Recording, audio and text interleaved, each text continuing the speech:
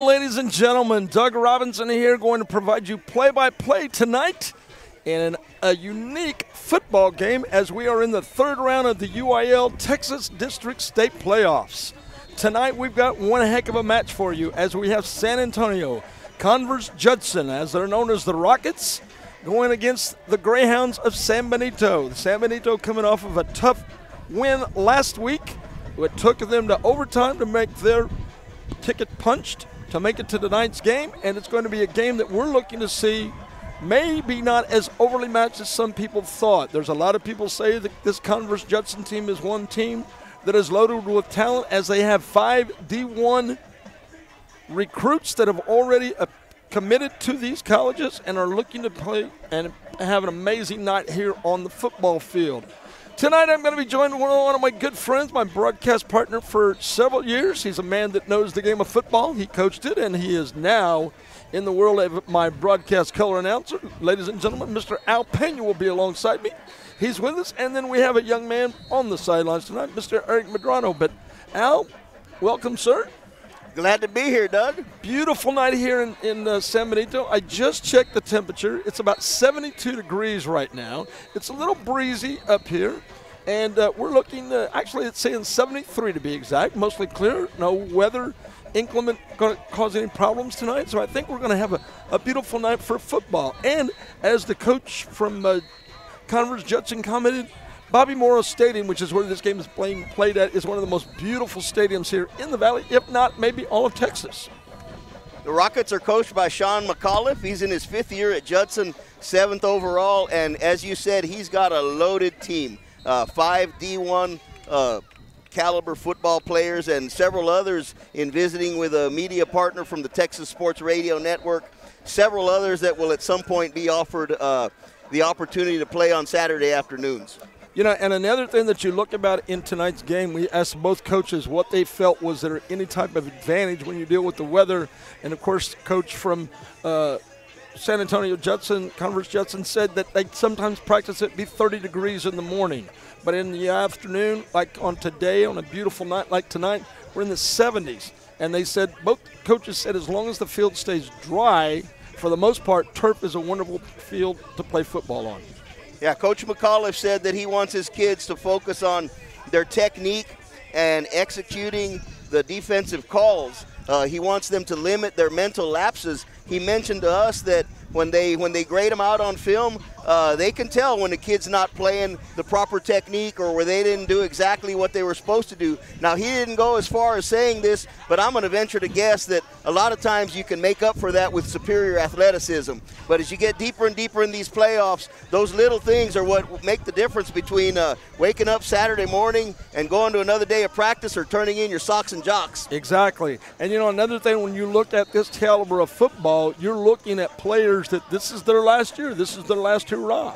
They are seniors. They're going to be making those commitments either to D1 or going into the college or going into the workforce. So a lot of them are going to leave it right all out on the field tonight, and they're going to have to give it their all. We talked to a couple of the other coaches from other schools that have said, you know, when you get to this round, when you get 3 deep into the playoffs, it says something for your program.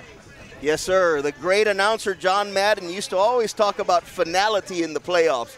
And these kids know it's do or die. And if they don't do tonight, then tomorrow they move on to basketball or track or baseball or whatever sport's next. Exactly. And, you know, one of the other things that we look at as we come across in high school football is that you look at a stadium like Bobby Morrow Stadium, and a lot of schools up north would love to have a stadium like this. You know, with the big video board on the side, huge amount of seating for both sides of the football team, for the visitors and the home team, and the field itself beautifully laid out. And, you know, the colors for the San Benito Greyhounds in their gray and almost purple and gold, I guess you would call it, as their world. And then, of course, the Judson Rockets sporting their red and white. And they're in the white jerseys with the gray pants tonight. And, of course, the home San Benito Greyhounds in their gray with the outline of the purple. It's almost a purple jersey with a gray pant. And it's beautiful, beautiful night for football. Purple and gold checkerboard pattern in the end zones and a purple track here in the beautiful Resaca city of San Benito, Texas. We're about 35 minutes away from kickoff. And with that being said, we're going to take a first break to recognize some of our fine sponsors, and we'll be back in just a few moments. You're listening to Rio Sports Live, third round football playoff action on Rio Sports Live, your home for all sports in the Rio Grande Valley. We'll be back in just a bit. TVNS specializes in provider services, respite care, and emergency response services. TVNS are pioneers in the home care industry, in service for over 37 years. 11 locations from Brownsville to Corpus Christi, from Harlingen to Laredo. Today's game is sponsored by TVNS, the pioneers in serving our community with the highest quality in provider services.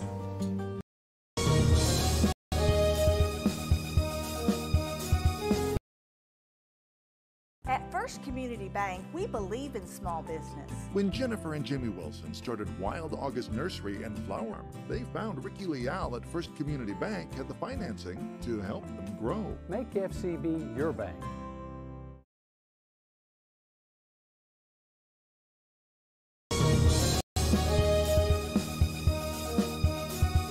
Ladies, does your man need to lose weight, gain muscle mass, or increase his stamina and endurance? Has he been procrastinating about going to the doctor?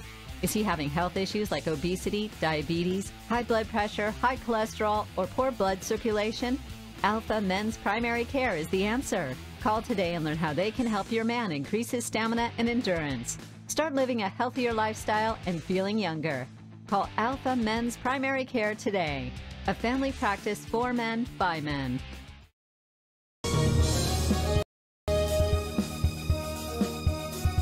Before you have time to worry, we'll get you taken care of fast and easy.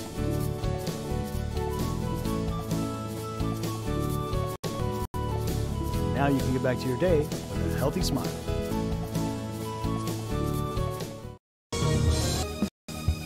Well, ladies and gentlemen, welcome back. A beautiful night for football, as we just said. We're looking at a couple of players that are going to be the highlighted signal callers. First, we'll look at Mike Chandler. And, Al, you did a little bit of a research on Mr. Chandler, and he can throw up some numbers, can he not, for the Judson Rockets? Mike Chandler is a 180-pound junior. We understand that he is a transfer, played over at Lady Bird Johnson High School in San Antonio last season. Coach McAuliffe very high on that young man. Had a couple of good playoff games in the bi-district round. Rockets beat up on Buda Hayes with a final of 49-14. And then last week they played the Reagan Rattlers, also out of San Antonio, and they blew them out in the second round last Friday afternoon at the Alamo Dome, 63-21 in that one. And Al, talk a little bit about what you did when you spoke with the coach from the Rockets, what he told you about when you offered him some adversity about, well, have you ever been the underdog with a perfect and the blemish signal for as loss columns? No losses during this season.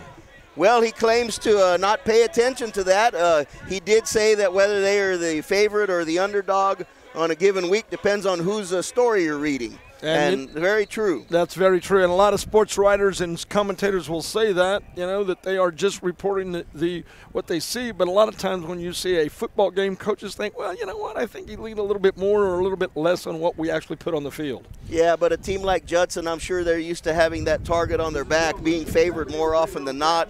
And I'm sure they are well versed in playing the role of favorite and knowing that they can't let the underdog get any momentum early in the contest. Yes, exactly. The signal caller for the Greyhounds tonight is going to be a young man by the name of Jacob Cavazos, who's had an outstanding season. Brought the Greyhounds to where they're at, and now you got a little bit of info on Mr. Cavazos. Cavazos was 15 out of 22 for 183 yards and a touchdown last week in the overtime victory over PSJ North. Among his leading receivers was number 34, Tony Torres. He had 81 yards on 5 receptions and a touchdown. He did have 7 different receivers that caught passes last week, excuse me. And that's a pretty strong stand account for their offense. When we look at Tony Torres, Antonio, he listed as a running back and a wide receiver. So you're going to probably see him playing a lot of double duty tonight, whether or not they'll run on the quick pitch or they'll set him up as the receiver on coming out as a wideout. The other thing that we're going to look at tonight, in my opinion, and I think we'll see this as well, is the amount of physicality that's going to take place in this game. Both coaches said that they expect this to be a very, very, very physical contact football game.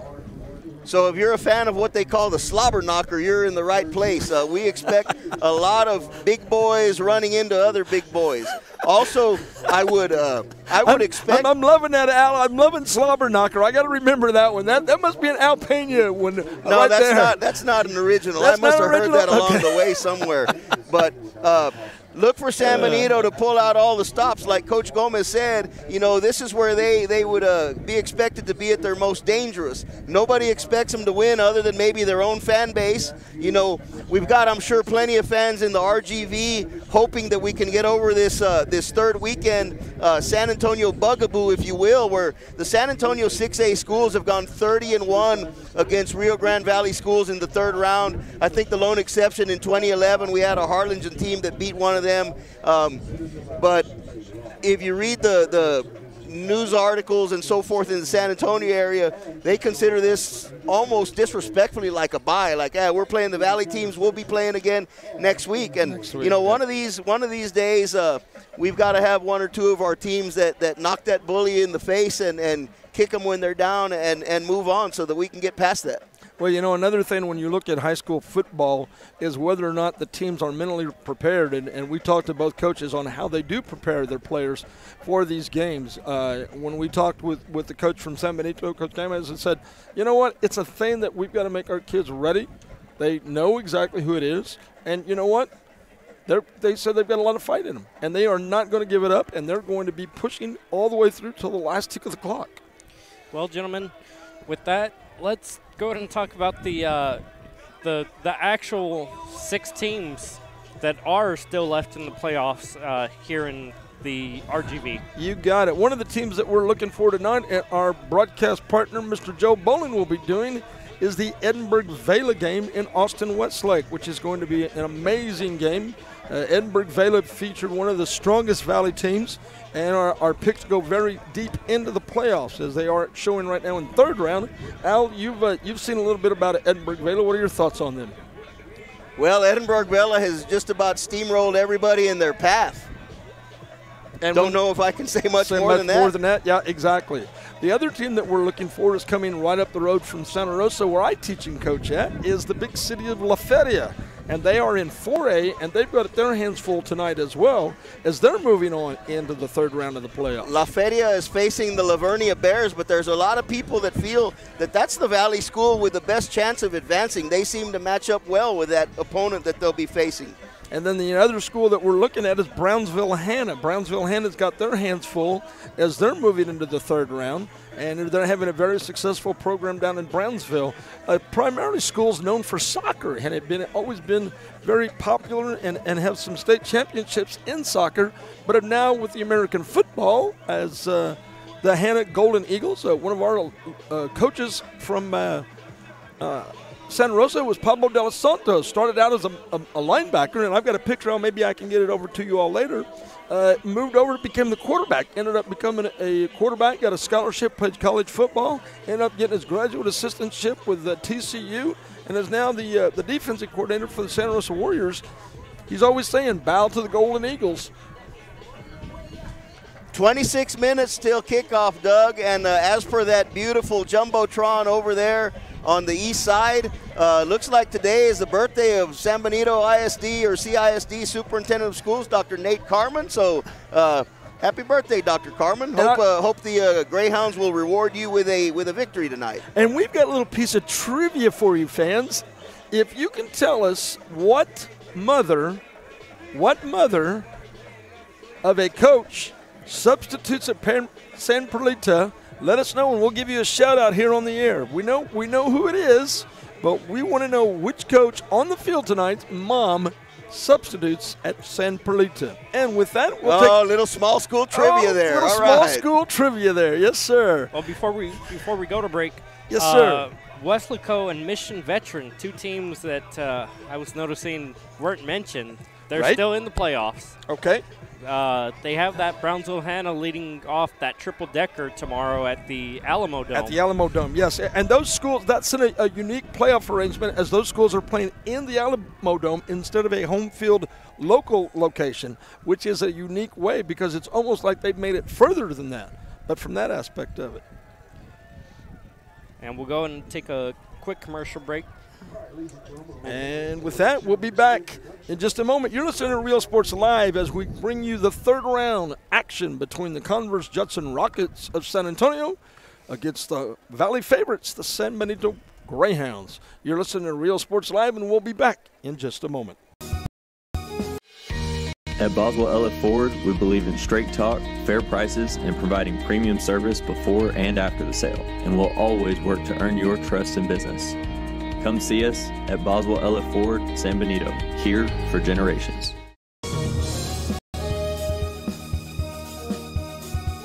McAllen Nuts and Bolts, RGV owned since 1981, at the same location for over 35 years. By the old railroad tracks on Old 83 on 23rd Street. Your leading local industrial supplier with the largest inventory of all fasteners, nuts, bolts, screws, washers, GR8 stainless for municipalities, county, contractors, steel erectors, and do-it-yourselfers. Offering the best quality with the top-of-the-line name brand products. Over-the-counter attention where everyone gets taken care of, one person at a time. Valley-wide delivery, supporter of RGV high schools and athletes. McAllen Nuts and Bolts.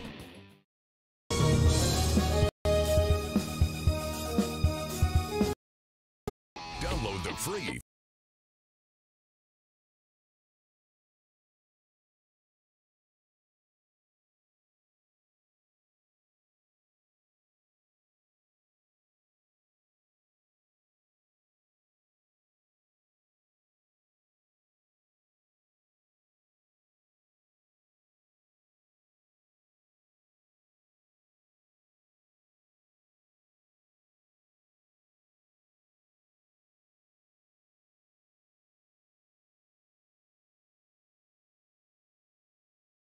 A bit of the record as we look at the Judson Rockets. They opened up their season this year going up against Clear Springs, and they won that one by 28, 46-28. Very big game for them, 215 yards on the ground as far as that, or 276 yards on the ground and 215 yards in the air. The other thing is the total TDs throughout the year of 72. Judson then took over and beat Wagner 35-28, and then later they would take on Steele. And on that one, they beat them pretty good, 37 points, 58-21 on that one. And then Judson, going up against San Marcos, ended up going 47-7 on them.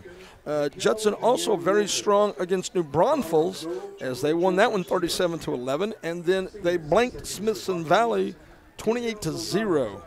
Judson also 59 and played Canyon with a score of allowing them only 3 points on the board, 59-3 your total on that one. And then Judson 51 at East Central, 51-14. And then Judson, their last two games, beat Clemens 49-7, and then took care of Hayes 49-14. So the Rockets, Al, have a tendency to put some points on the board, no doubt about it. The average, it looks like right now, if you look at it, is about 41 points per game is what they managed to put on the scoreboard.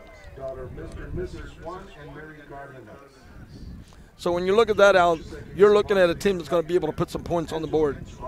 Well, yeah, they could score in bunches, and if you just look at their stats from their previous two playoff games, I mean, they score in bunches and they score quick. They've scored on touchdown runs and passes of 55 yards, 34 yards, like nothing. They put up, was it 63 points against San Antonio Reagan last week, and Reagan's no slouch. No, not at all. And when you look at their record at a team that is putting up that many points in a football game, that means that you have got a powerful offense, no doubt about it. We'll take a look now at the San Benito Greyhounds. They are going in with a little bit different record, but still nothing to sneeze at. They took care of their first win, did not get until they played Victoria West, because in their first game up against Cal Allen, they came up about 7 short as they fell to Cal Allen 28-21 in their first game of the season. And then the Greyhounds picked up their first W up against Victoria West 43-41, and then a big win for them came up against PSJA as the Greyhounds won 47-20 in that game. Now the Greyhounds also managed to take a tough game, but came up a little short when they went up against Laredo United. Laredo United managed to win that one 23-10, and then San Benito found themselves in a little bit of a pickle as they went up against Midland Lee, and they went 49-0. Hounds unable to put up any points in that game at all. But then they came back and played Harlingen in the Battle of the Arroyo, and the Greyhounds took care of the Cardinals 42-28 on home field in Harlingen. So when you look at that game as itself, the Harlingen Cardinals are always a tough opponent for the Greyhounds, but the Greyhounds this year take the Battle of the Arroyo 42-28. San Benito then went up against Harlingen South, and then a little bit easier row with that one, 49-14 the win there. And then San Benito loses to one of the teams that we talked about that's in the playoffs, Brownsville-Hanna.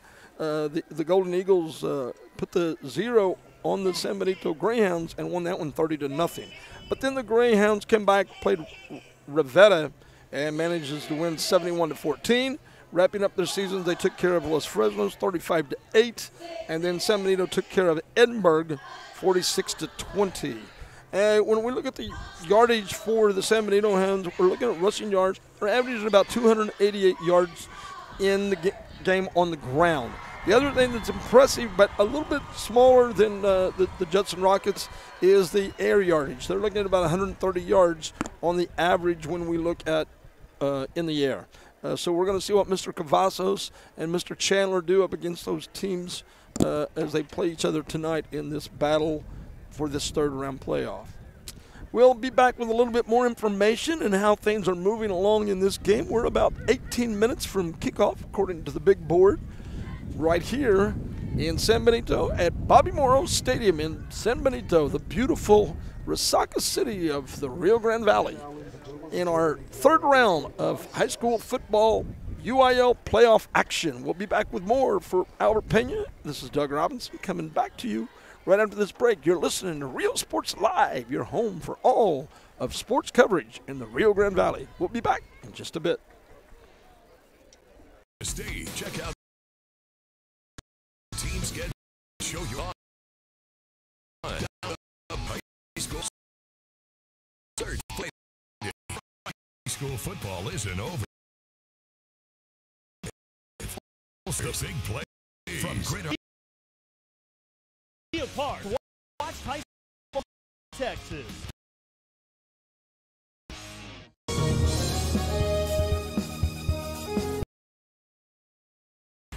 The best football teams in Texas collide inside AT&T Stadium. All battling crowned champions. Get your tickets now for the UIL Ships. Be a part of it. Log on to SeatGeek.com. Download the free Fox Sports Southwest Football Friday app. Get live high school scores from across the state.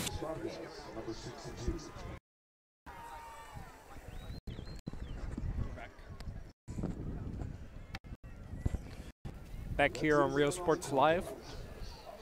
We are back live here at third round playoff action at beautiful Bobby Morrow Stadium here in San Benito, Texas. Doug Robinson along with my broadcast partner Albert Pena. You know, we're going to look at some of the district standings. The Judson Rockets come out of the 6A Region 4 in District 26. They finished their record perfect. They are at 11-0 overall and 7-0 in district. So the Rockets have a 0 in the loss column. You know, when you talk about teams from that aspect of it, you look at win-loss records, and there's something to be said about that. When a team is at the top of winning out and they can't get any situation where they're going to have any losses, they are the ones to be knocked off the top of the ladder. So a lot of times that becomes a very much important part of that. Well, another thing that happens to these schools sometimes when they're busy blowing teams out throughout the year, a lot of times you'll see that those starters don't play deep into the second half. and fatigue can become a factor if they're not in good shape. You see that happen with the Refugio teams up there on the other side of Corpus Christi. You know, you got a lot of these coaches, they don't want to be accused of running up the score. So what do you do when you're up 40-0 at the half? You let some of your other kids get some action, but your starters, the kids that are going to need to go deep in the playoffs, don't get all the playoff or all the playing time and the game time conditioning that they might need. Exactly, and one of the things that we're becoming now we're seeing coaches, and this philosophy is not like years ago. If you ran the score 72-12, you were considered just rubbing it in. Now what they're saying is that they got to keep their offense in a groove. You don't want to just take the foot off the gas. You see that in college, you see that in pro, and you're seeing that in high school. And essentially what it's doing is it's not embarrassing the teams. It's just a chance to be able to create your offense. And the main thing is you've got to just keep doing that. Unfortunately, when you coach an elite team, you're in a no-win situation. You either give the guys the work they need and you're accused of running it up, or you pull them and let the other guys get a chance. Yeah, exactly. We've just had the meeting of the captains on the field. Now we're going to look at the district standings. Now, in this particular district that the Greyhounds sit in is the 6A Region 4 District 32. You have two teams that are in the playoffs. We talked about them earlier with my good friend Pablo de los Santos, who was one of our coaches over at Santa Rosa. The Golden Eagles are in their third round, and they finished at the best record with 10-1 overall, with a district at 5-0. Now the other team that we're speaking of is the team tonight. They finished second in the district, and they ended up with a total record overall of 8-4 with a district record of 4-1. So nothing to sneeze at there, but they did have some losses. But as the old saying goes, once you're in the playoffs, the score starts at 0, and we'll see what happens in the game. Anything can happen. That's why they lace them up. That's a fact, sir. One of the things that we look at here at San Benito is that we're going to see what the coach said, if it'll come into play. Dan Gomez says his team has a lot of fight, and they have nothing to lose, is what he said. Right, Al? Correct. And Coach McCullough from Judson said he expects nothing less than the best effort out of these guys. He recognizes the physicality that they're up against. Judson does have some pretty good-sized kids. But we'll see if San Benito's able to come out there and move the line against them. Well, you know, some pregame festivities have been taking place. The Judson cheerleaders and the Judson drill team have been out on the field getting ready to welcome up their team. And then the other thing that is unique here, if you've ever been to a San Benito game, is what they call the leasing of the hounds. So essentially what it looks like is that they are holding on the Greyhounds as they get ready to come onto the field, and we'll see that in just a moment. A lot of action for you tonight. They're looking at the Greyhound forecast right now on the big board, and it's going to be a little windy tonight, but the temperature is going to stay in the 70s, and it looks like the moisture is going to stay away. We'll have more action and more great high school 6A third round playoff action in just a bit. We'll be back after this. You're listening to Rio Sports Live right here in San Benito, Texas. Show your school spirit live online. Download the best football app in Texas. Football for right.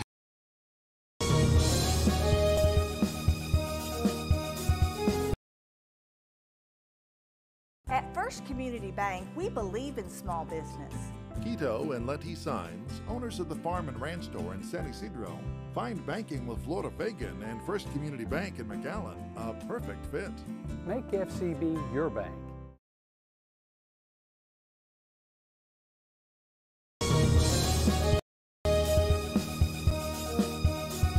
Before you have time to worry, we'll get you taken care of fast and easy.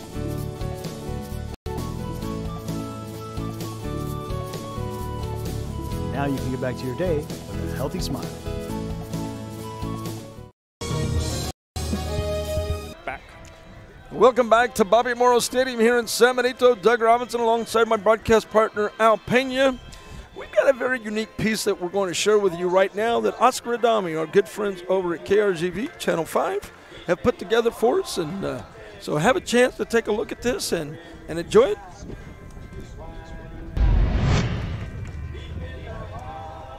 You know, the kids are preparing hard. They've been ready for the situation, and, you know, they get to work. They only know one way to go, and that's the Greyhound way. It's always good for our program, and it's always an expectation to get to the third round. Just practice hard every day like we've been for the past since August. As a team, we feel great. Like Coach says, it's another game on a Friday night and to showcase our skills. By seeing the film, we know what they're about. They're a highly skilled team, and we know what we're going to go up against. From what I understand, the Valley kind of gets behind whoever's down there playing, so it's going to be a neat experience for us. Our kids are excited about it, and the thing with those guys is they do so many things differently offensively and with the spread game that we're not really used to seeing, how they pair their plays and the backfield misdirection actions and stuff like that. So there's some work to be done. I think it starts off in practice, working hard in practice, and then what we do in practice is just going to lead into the game. Just having the mentality that, like, any given game, somebody can beat us, so we just got to keep working hard.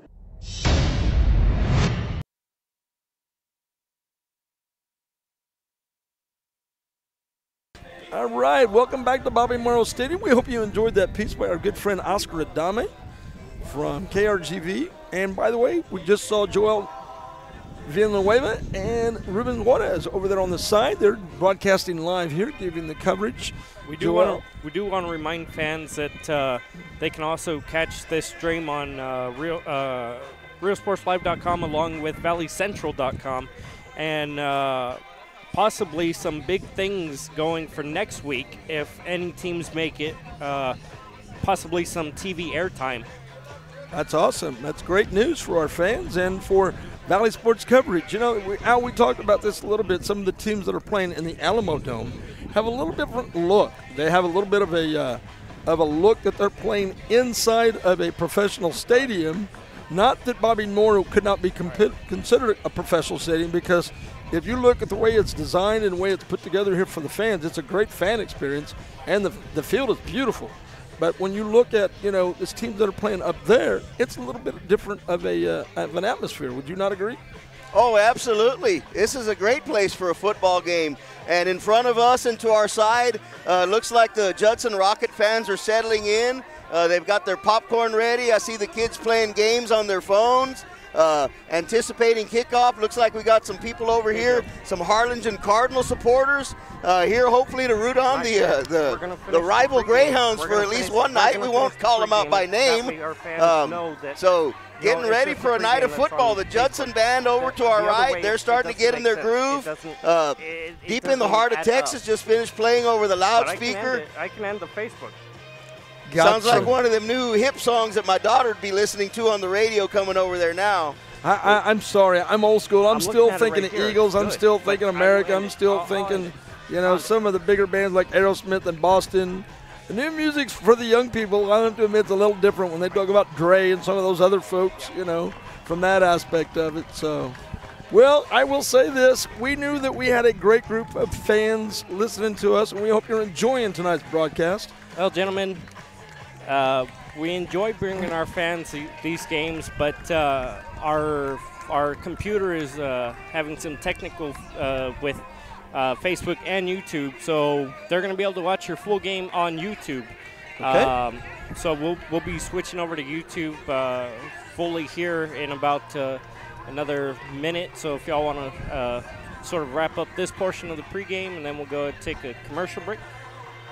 That sounded like a plan. Our great producer, Nathaniel, doing it, all the controls and everything, making sure all of the commercials get aired, all the features get aired, and we're about to wrap pregame up. We got about a minute and a half. We're going to wrap up the pregame. One of the things that I want to see tonight, I want to see how the fans, if we see anything unique, and I'm already starting to see as I look across for the San Benito Greyhounds, I'm seeing yellow gold towels waving over there, almost like the terrible towels of the folks at the Pittsburgh Steelers.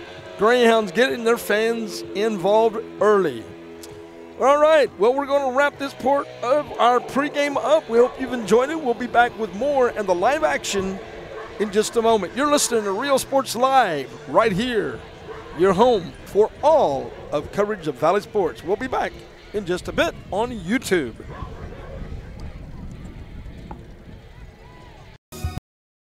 If you just graduated high school, are looking to change careers, or to upgrade your job skills, Texas Southmost College is the place to start. With over 50 certificates and associate degrees to choose from, TSC has the career for you. At TSC, you get a quality education that's close to home. Earn a certificate or an associate degree and get the education you need for today and tomorrow's job market. Wouldn't you like to be in demand? Register now at Texas Southmost College in Brownsville.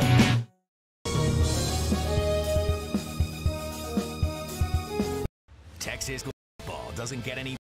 Southwest is your home for the UIL Football Championships at AT&T Stadium. Starts to 19th on Fox Sports Southwest and the Fox Sports app. Download the free Fox Sports Southwest Football Friday high school scores from across the state. Team schedule or school spirit live online. Download the best high school football app in Texas. Search Football Friday. At Boswell Elliott Ford, our service department is top-notch. We have the expertise to service any brand at a price that will make you smile. BoswellEllittFord.com in San Benito. Here for generations.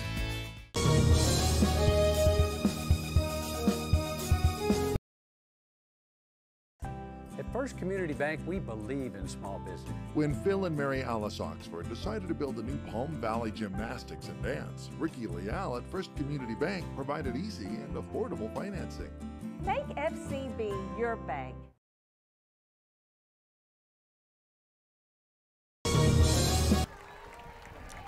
We are back here at Bobby Morrow Stadium, where we have just heard the school song for the Judson Rockets, and we're now getting ready for the San Benito Greyhound school song. So we'll let you listen to that to give you the full fan experience right here on Real Sports Live.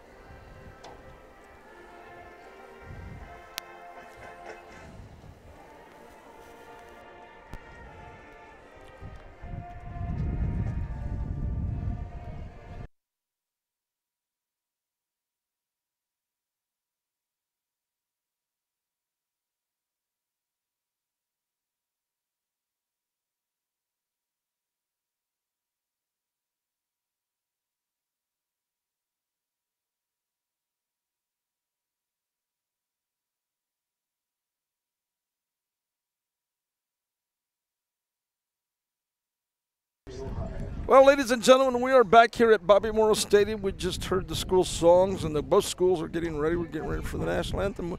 We'll be back for that in just a moment. And right now, we're going to take a quick break, and we'll be back with a kickoff in just a moment.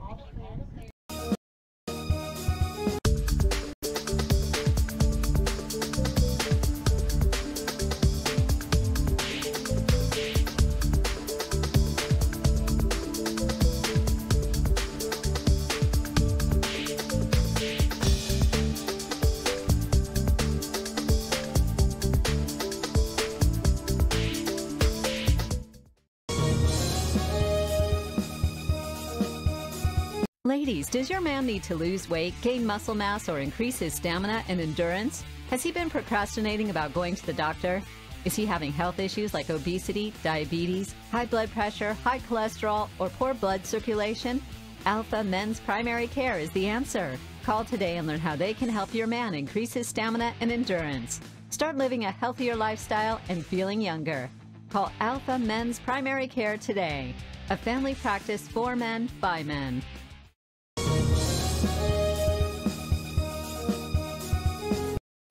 The best football team in Texas collide in AT&T Stadium. All bound to be crushed. Get your tickets now for the UIL State Championships. Be a part of this Texas tradition. Log on to SeatGeek.com. Friday high school football isn't over. Touch high school scoreboard live. Final scores. The big plays from Gridiron Games the State. A part of the most watched high school football show in Texas. Saturday on Fox Sports Southwest.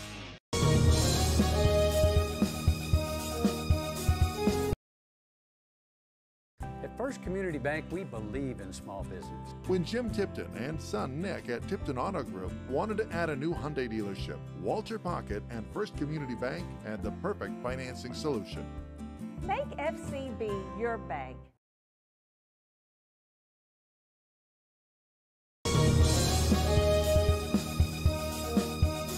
Fans, we want to take this time to thank Alamo Ironworks for helping sponsor this broadcast. Alamo Ironworks for all your industrial steel needs, industrial supplies, steel products, and fabrications. Alamo Ironworks on the Expressway in Edinburgh, Texas.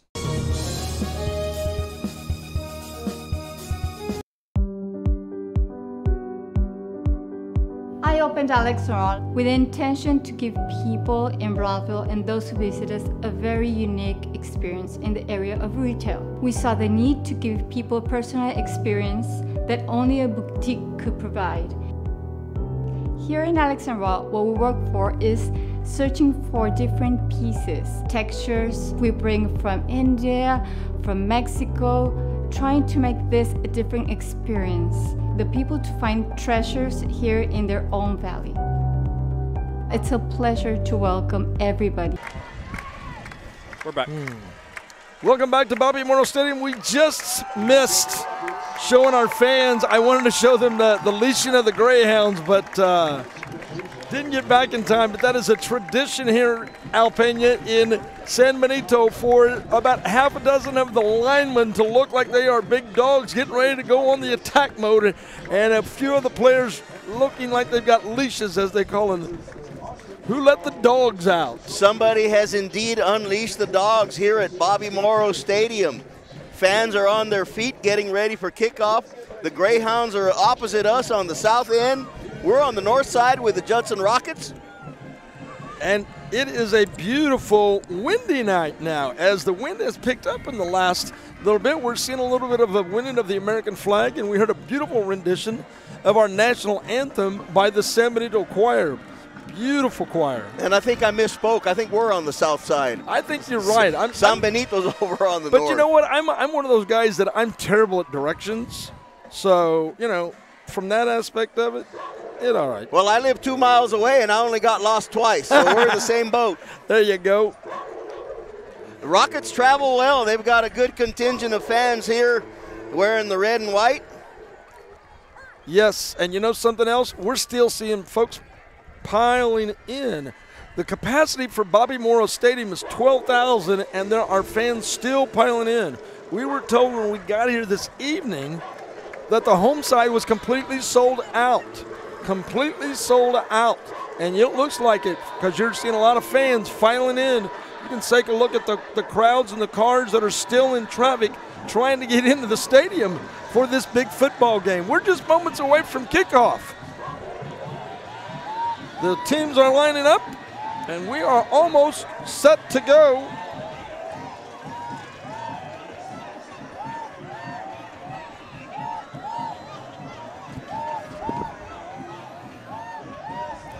And it looks like Humberto Villarreal is going to be the kicker. He's a JV member, but has been moved up to the varsity. He is going to be kicking in, and he kicks it deep. And the ball is picked up at about the 5-yard of San Benito. And San Benito coming up through it as they bring the ball up to about the 24-yard line, where it'll be 1st and 10 for the Greyhounds, as they'll be moving from our right to left to start the first quarter.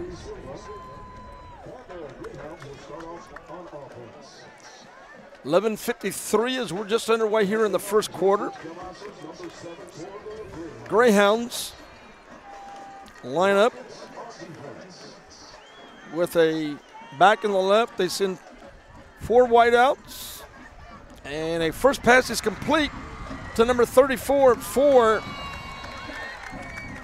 the Greyhounds, and that's the man that we talked about, Tony Torres.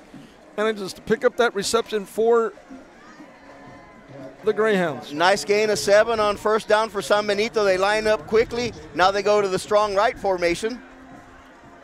And as you can see it right there, a little bit of a busted play there as they try to move back upfield. He picks up maybe 1 or 2 and have a unique down marker there for here at this football game tonight. You get a digital LED down marker. I've never seen one of those before. Brings up a 3rd and a long 3. Cavazos calling the signals for the Greyhounds. Comes back set. And the play clock down to 9. Manages to get the play off. Looks for a receiver, and the ball is batted down by the big boy from Judson. That's Isaiah Washington. Right out. That took that one down. That was number 9, DeMarvin Leal. Yeah, DeMarvin Leal. The 290-pound defensive lineman that's committed to Texas A&M. That's the 290-pounder that they were telling us about right when we got here. Boy, he's every bit of 290. That kid's pushing 3 bills, no doubt. Yeah, I know. I'm telling you what, the good thing about that is with not only his size, you can imagine his wingspan as he was able to bat that ball down. Looks like the Greyhounds will try to punt now as they're facing a 4th and 3. And they do have their punter. And the ball is punted. Going to be a short punt, but it's going to look like it's going to get a Greyhound rolling. They're going to down it at about the 36-yard line. So the Rockets will take over at their 36 right here. And we'll be back in a moment. You're listening and watching Real Sports Live, 3rd round football playoff action. We'll be back in just a moment. We invite you to discover Brownsville. You can't miss it.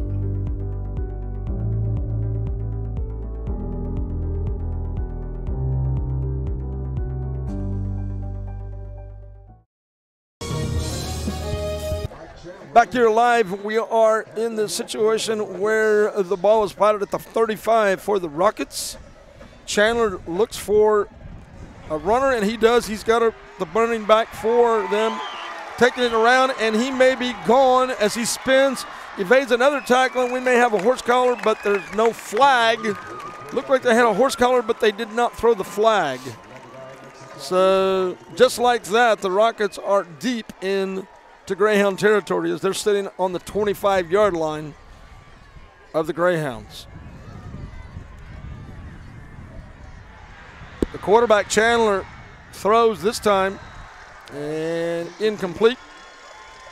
That was a great move that he made out. Yeah, 39-yard run on the first play of the game, incomplete pass on the second. Let's see if San Benito can buckle down here, keep these guys off the board. One of the linebackers they're looking for is going to be a lot of work from the Greyhounds. Number 13, Albert Mercado, one of the leaders of that Greyhound defense. And he airs it up. Chandler, incomplete pass, and that's going to bring up a 3rd down. Now they're still in Greyhound territory as they're deep inside the 25. Well, an incomplete pass is going to bring up a 3rd down, and it'll be interesting play calls to see what the Rockets do here. The intended receiver that time was number 10, Anthony Shelton. He's a 180-pound junior. Chandler keeps it, comes around on the outside, and is going to be pushed out of bounds, and that's going to bring up a 4th down. And I'm guessing that we're probably going to see the Converse Judson kicking unit come on to see if they can get a field goal here, because that's going to be a 4th and about 7, maybe a short 7 or a long 6 maybe we're looking at. Nice job of the Greyhounds recovering after giving up the big run on 1st down. Yep. They have forced the Rockets into a 38-yard field goal attempt, that one coming from the right hash mark. We'll see what happens here. It looks like Villarreal, the same kicker for the kickoff, is going to do the field goal duties, and is up, and it appears to be good. And the first ones to put points on the board are the Converse Judson Rockets as they kick the field goal, and it's 3-0 Rockets. So with that kick, let's go ahead and take the a Greyhounds, quick look at that replay, Doug. The Greyhounds score first, and we're going to take a look at this replay. Villarreal, he has JV experience on the varsity team, but he is listed as their kicker, and that was a right through the uprights.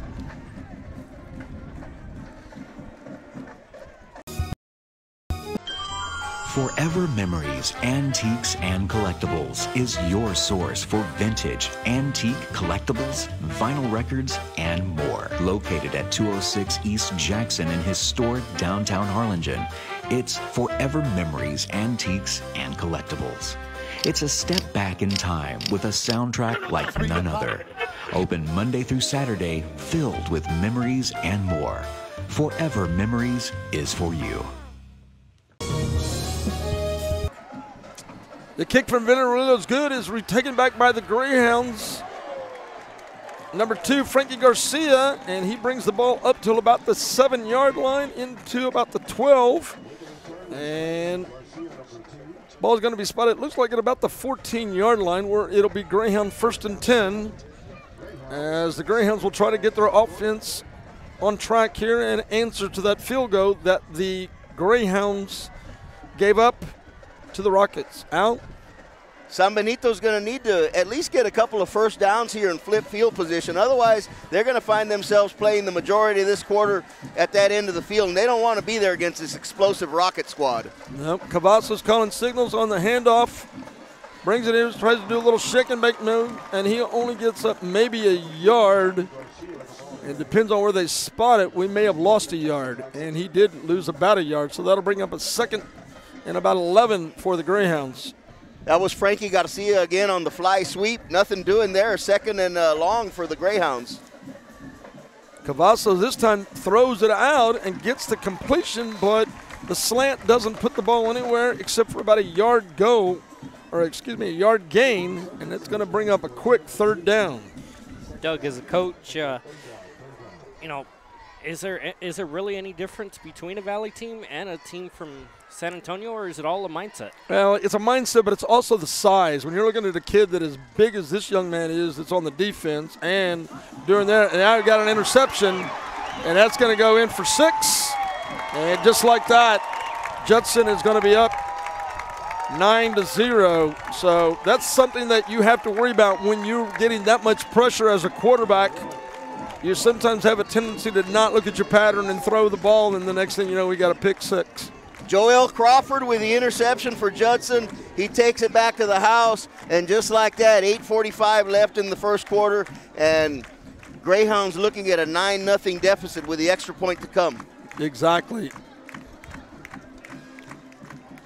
And the extra point is up and is good, so we've got a score with 8:45 left to go in the first quarter. The Rockets up 10-0. We'll be back with more on Real Sports Live.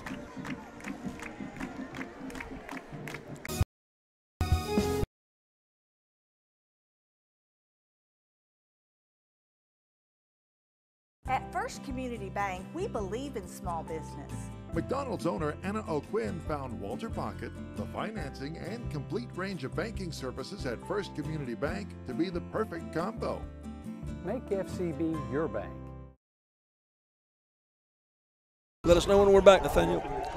Back here at San Benito, Bobby Morrow Stadium, the Converse Judson Rockets, I should say, lead this one 10-0 with 8:45 left to go in the first quarter.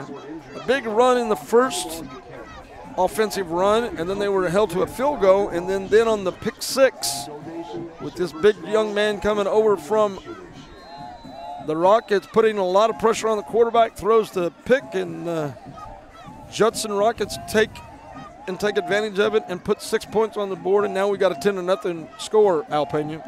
Let's see if Coach Gomez sticks with his game plan and utilizes his entire playbook, or if this 10-0 deficit forces him to go to the pass a little more than he may want to. And the Greyhounds there, number 2, Frankie Garcia gets a good run back, and the Greyhounds this time find themselves at around the 35-yard line with a 1st and 10. Maybe make it 36. We'll see where the official spots it. Now he's going to right there at the 35, which is where I thought. 1st and 10 Greyhounds. Cavazos is going to have to be able to be having a little bit of confidence to stay in that pocket, but like we said, with that big young man that you were talking about, Al, he's putting in a lot of pressure. 1st and 10. And the ball's handed off to Frankie Garcia. who runs it around to the outside, and he's going to pick up at about 2-3 yards on that play. Garcia with a lot of early touches in this game. Last week against PSJA North, he carried the ball 4 times for 35 yards and a touchdown, and also caught it 4 times for 38 yards. So he's one of the go-to guys for this Greyhound offense. Cavazos, and we got a whistle, and I'm going to bet you we're looking at false start on the offense, and it is. Westlake and Vela is still at 0-0 in the first quarter there in Corpus Christi. You heard that update, folks. 0-0 with Vela and Austin Westlake. Right here at this one here at Bobby Morrow Stadium, it's 10-0. Judson Rockets. And now with that loss, it's going to be a second and about 14. And the Greyhounds not able to get any movement there, as they might get a little bit, maybe back to the original line of scrimmage out. The problem is right there, they're trying to come to the other side, and that's where all the pressure's coming in from the Rockets.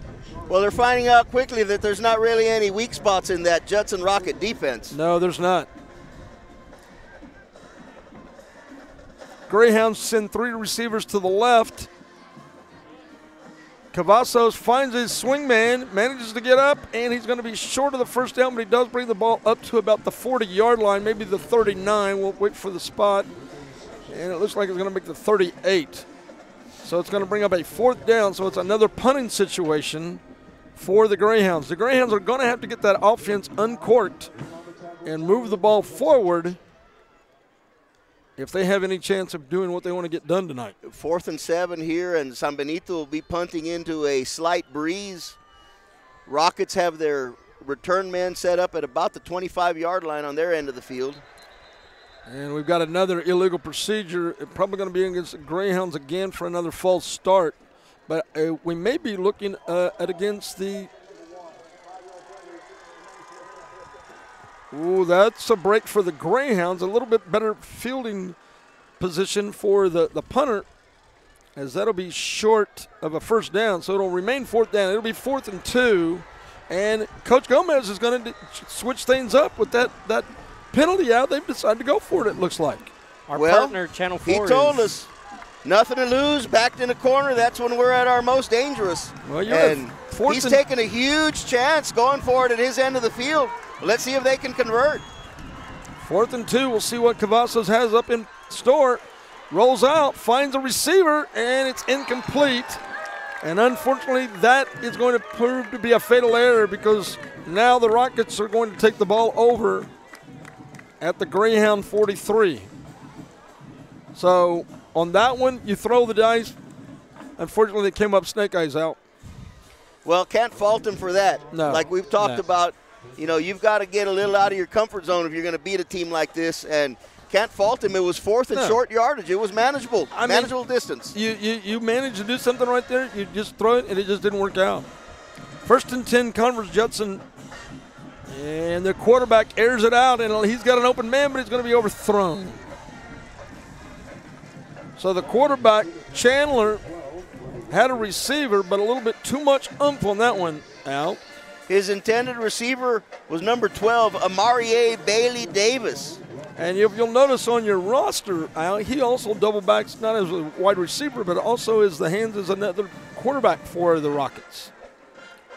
2nd and 10 for the Judson Rockets. Chandler moves, scrambles, goes to the outside, and he steps out of bounds. 4 yards on the play, maybe 5 depending on the spot.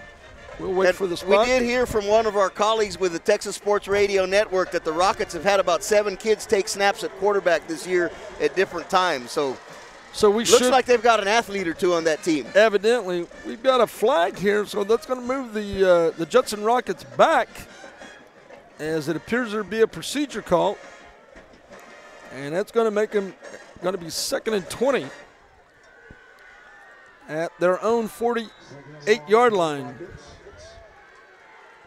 Chandler back with the call, hands it off to Garcia, and not Garcia, that is going to be McCormick for the Rockets, who picks up about 3 yards on the play.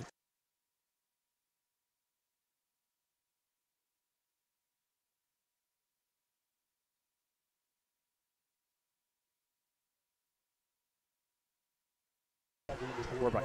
Want to remind you that Channel 5 is our streaming partner. Make sure you check in all the highlights tonight on Channel 5 News with Joel Villanueva and Ruben Juarez. As Chandler is looking and finally throws, and out might be picked. Not quite. A little mix up there as Chandler scrambled to the outside, Al looking, and he just almost threw the ball away. But a good job of coverage in the secondary. Chandler kept the play alive longer than a defensive coordinator would like to see. Yes. But those defensive backs stayed in the neighborhood and were able to make a play and force the incompletion and a 4th down and 16 for Judson. And now look, we're seeing right now, Al, which we didn't know we were going to see, is the punting team for the Judson Rockets. Rockets now face themselves on the 4th and long, and they have opted to punt. Sky-high punt. Ball comes down, and it takes a Judson bounce, so it actually comes back a little back. And the Greyhounds might get a decent spot at about the 24-yard line where the ball is blown dead. So the Greyhounds will take it 1st and 10 from their own 24. And a correction. 5:29 left to go in the first quarter. Our score 10-0. And Nathaniel's got a little information he's going to pass on. Go ahead, Nathaniel. A correction on that, Doug. It's our streaming partner is Channel 4. Channel 4. That's what I thought. Before I said that, I thought it was Valley Sports with Alex Del Valle. Oh, and we've got a big sack right here.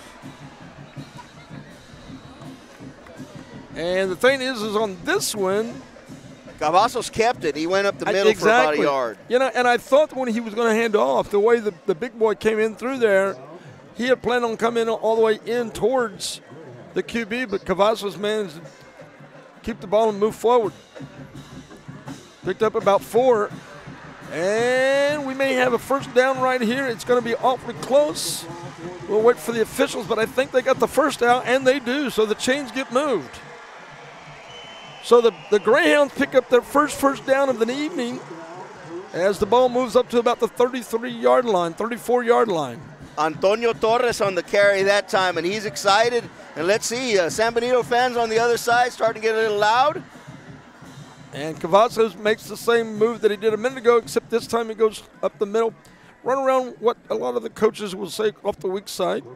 Picks up at about maybe a yard, maybe 2, probably just about a yard on that play from where the spot is. 2nd and 9 for the Greyhounds. Pass over the middle, and it's going to be a 1st down for the Greyhounds. That's going to move the chains. Antonio Torres once again looking to be the 2nd option behind Frankie Garcia. Well, we talked about at the beginning of the broadcast how Cavazos was looking to go with Torres because that's been his favorite receiver. And this time it's a in-around run, and he's going to lose about it. Well, he might go back to the original line of scrimmage. Back to Frankie Garcia on that one. Yep. That's the go-to guy that he's been running off. Coaches there, you always wonder on that play because you sometimes wonder whether or not if they can get outside enough through the containment.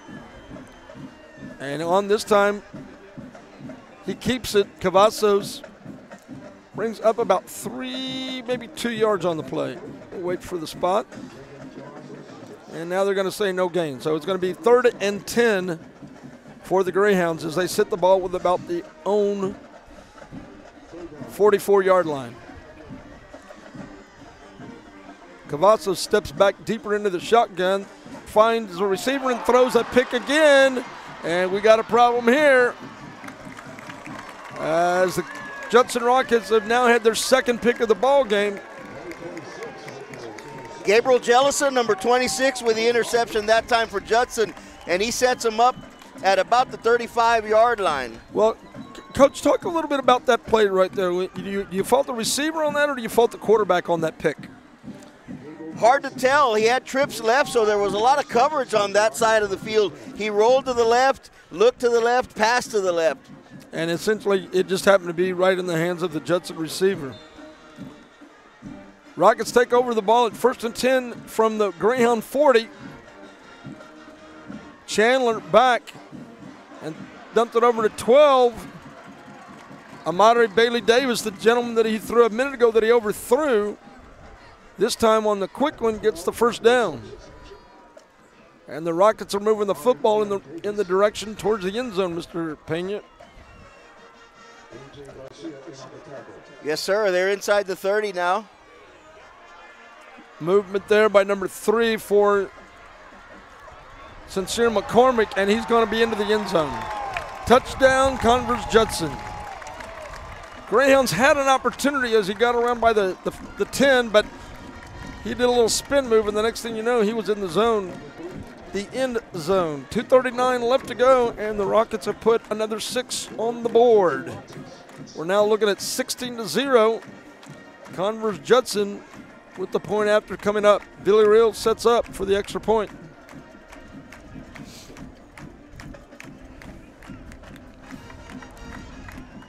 And that pick proved dangerous again, Al. It's cost him another set of points for the Rockets on that mistake, costly mistake by the San Benito Greyhounds. Yeah, the Greyhounds made a couple of first downs on the last drive, but weren't able to do more than that. And they're going to have to get in the end zone here pretty quick before this thing gets out of hand. Yes, that's exactly right. You know, there's a lot of coaches that will tell you, just stay focused, stay calm. You know, the thing is it's only 2 scores right now that are really ahead of us. You're looking at, or actually it's 3 because it's 17 with that extra point. The thing is that you've got to do right now is that you've got to stay focused, stay calm, and stay on the mind and the task at hand.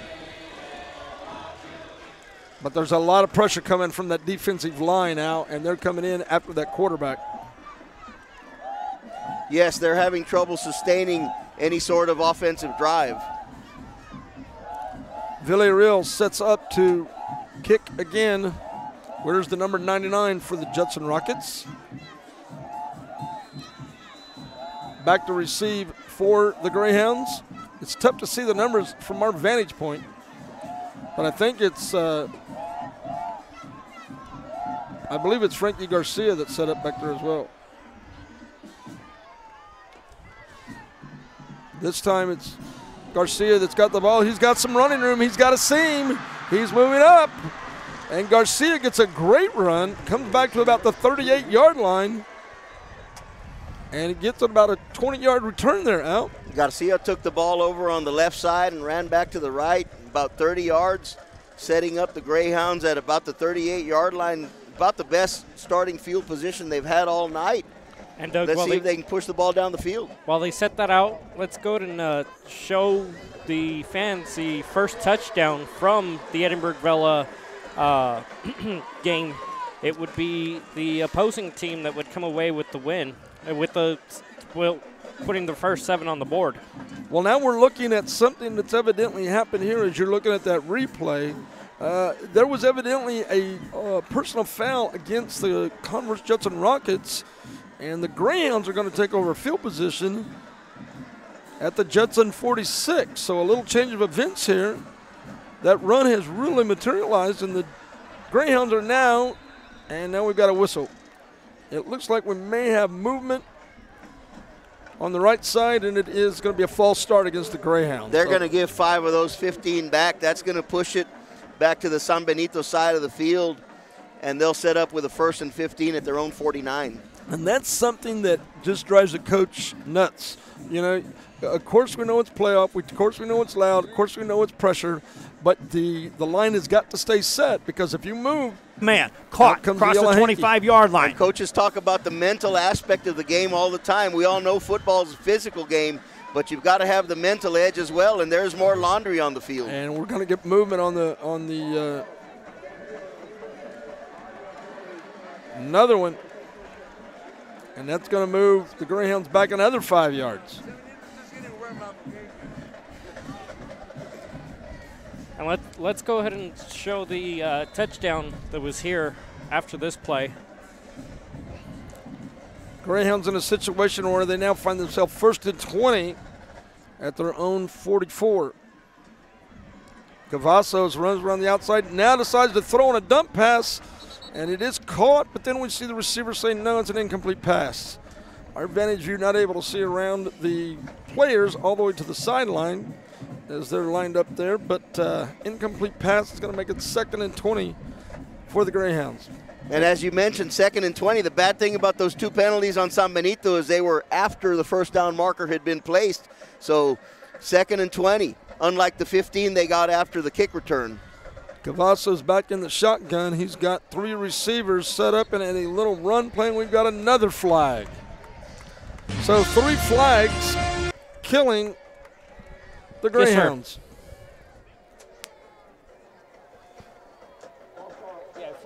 False start again on the Greyhounds. So that's going to push them back another 5 yards. I would imagine those Rocket linemen are pinning their ears back just a little more every time the umpire walks off 5 more yards. 1st and 25, you've got to assume they're going to go to the air. Yep. And they lose it down, so we're at 2nd and 25 now. Greyhounds trying to get their offense on track here. Cavazos throws and it airs it out. He's got a receiver, but it's overthrown. Looks like that was number 2, Garcia, the intended receiver. Yes, it was. Frankie Garcia set up at around the 20, about the 30-yard line, but the ball's just overthrown. And that brings up a 3rd and 25, Al. And you've got a unique situation here where you're going to have to air the ball out, are you not? I would think so if you have any legitimate shot at getting the first down, and he's dropping back.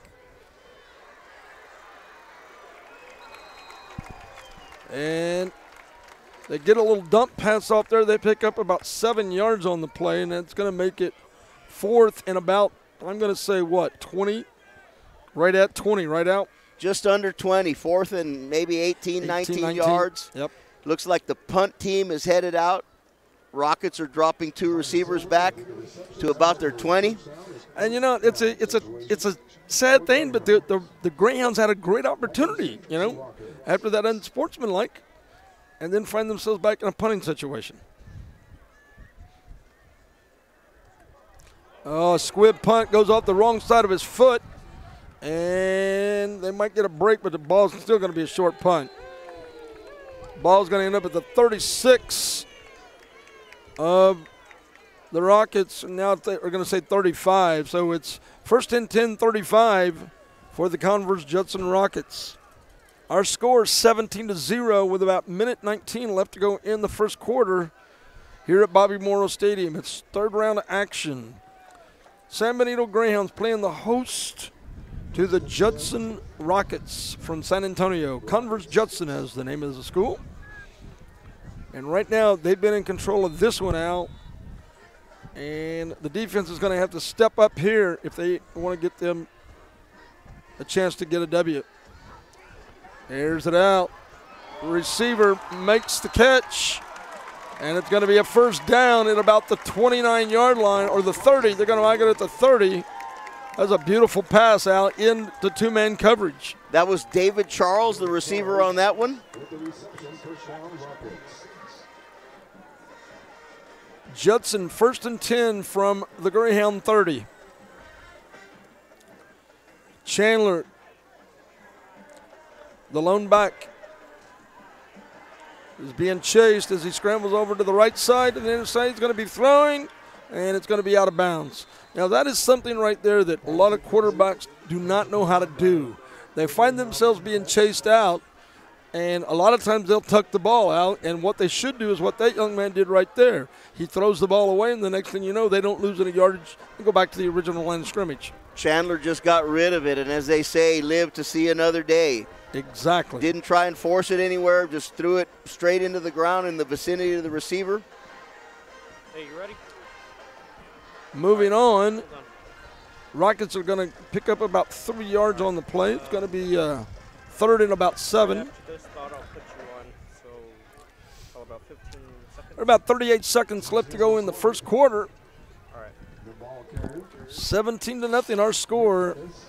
And the Rockets looking to try to put more on the board, and we've got Laundry on the field.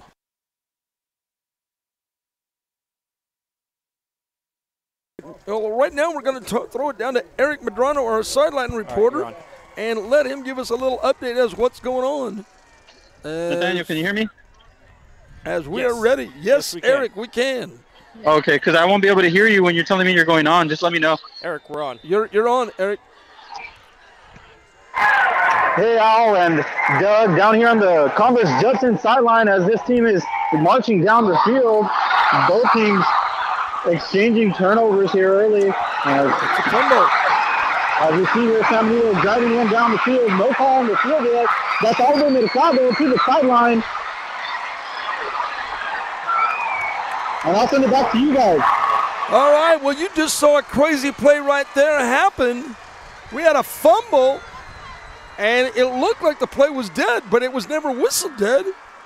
The Greyhound defender picked it up and took it all the way down inside of the Judson 20. So the ball is going to be spotted right now at about the 16-yard line, where it's going to belong to the Greyhounds. 1st and 10, San Benito, as there is life in Greyhound land tonight, as they are looking to try and put some points on the board right here. So 16 seconds left in the first half, and finally a break for the Greyhounds. First quarter. I apologize. That's all right. Everybody's getting excited, and they could feel it here. You can feel the fans across. They're waving the yellow towels. Yeah, you see the fans on their feet. You could feel the roar even on this side. Coach Gomez are up on the side wanting a little explanation from the official. And as they get everything ready to go, it is 1st and 10 belong to the Greyhounds. Now we may see a timeout for Converse Judson as they want to reset and talk about a little bit of what happened on that play out. On a play like that, that's a little, unnerving for the players, right? Because you're thinking about picking up the ball. Do I pick it up and run? Do I stop? Is the play dead? What? And in play this case, till the whistle. That's what the coaches preach. Play till the whistle. I know you've seen that.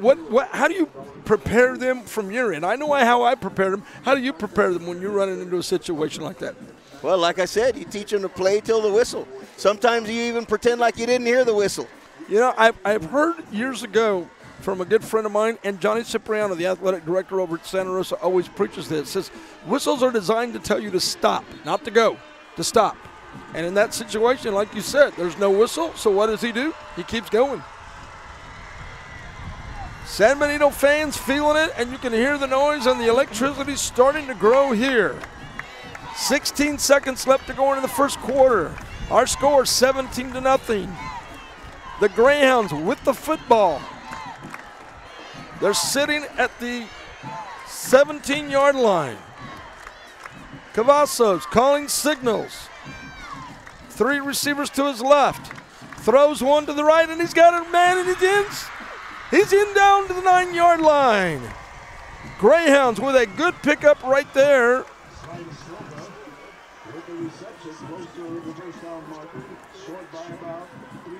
And it looks like Smiley Silva was the one that managed to get that reception out. Correct. Garcia had come in motion to the left side. Looked like he was going to try and lay down a block. Pass went out to Silva, and good gain of 7 or 8 yards as we come to the end of the first quarter. Exactly. And with that being said, we'll send it over for a commercial break. We'll be back with more Real Sports Live playoff football here at Bobby Morrow Stadium. We'll be back in just a moment.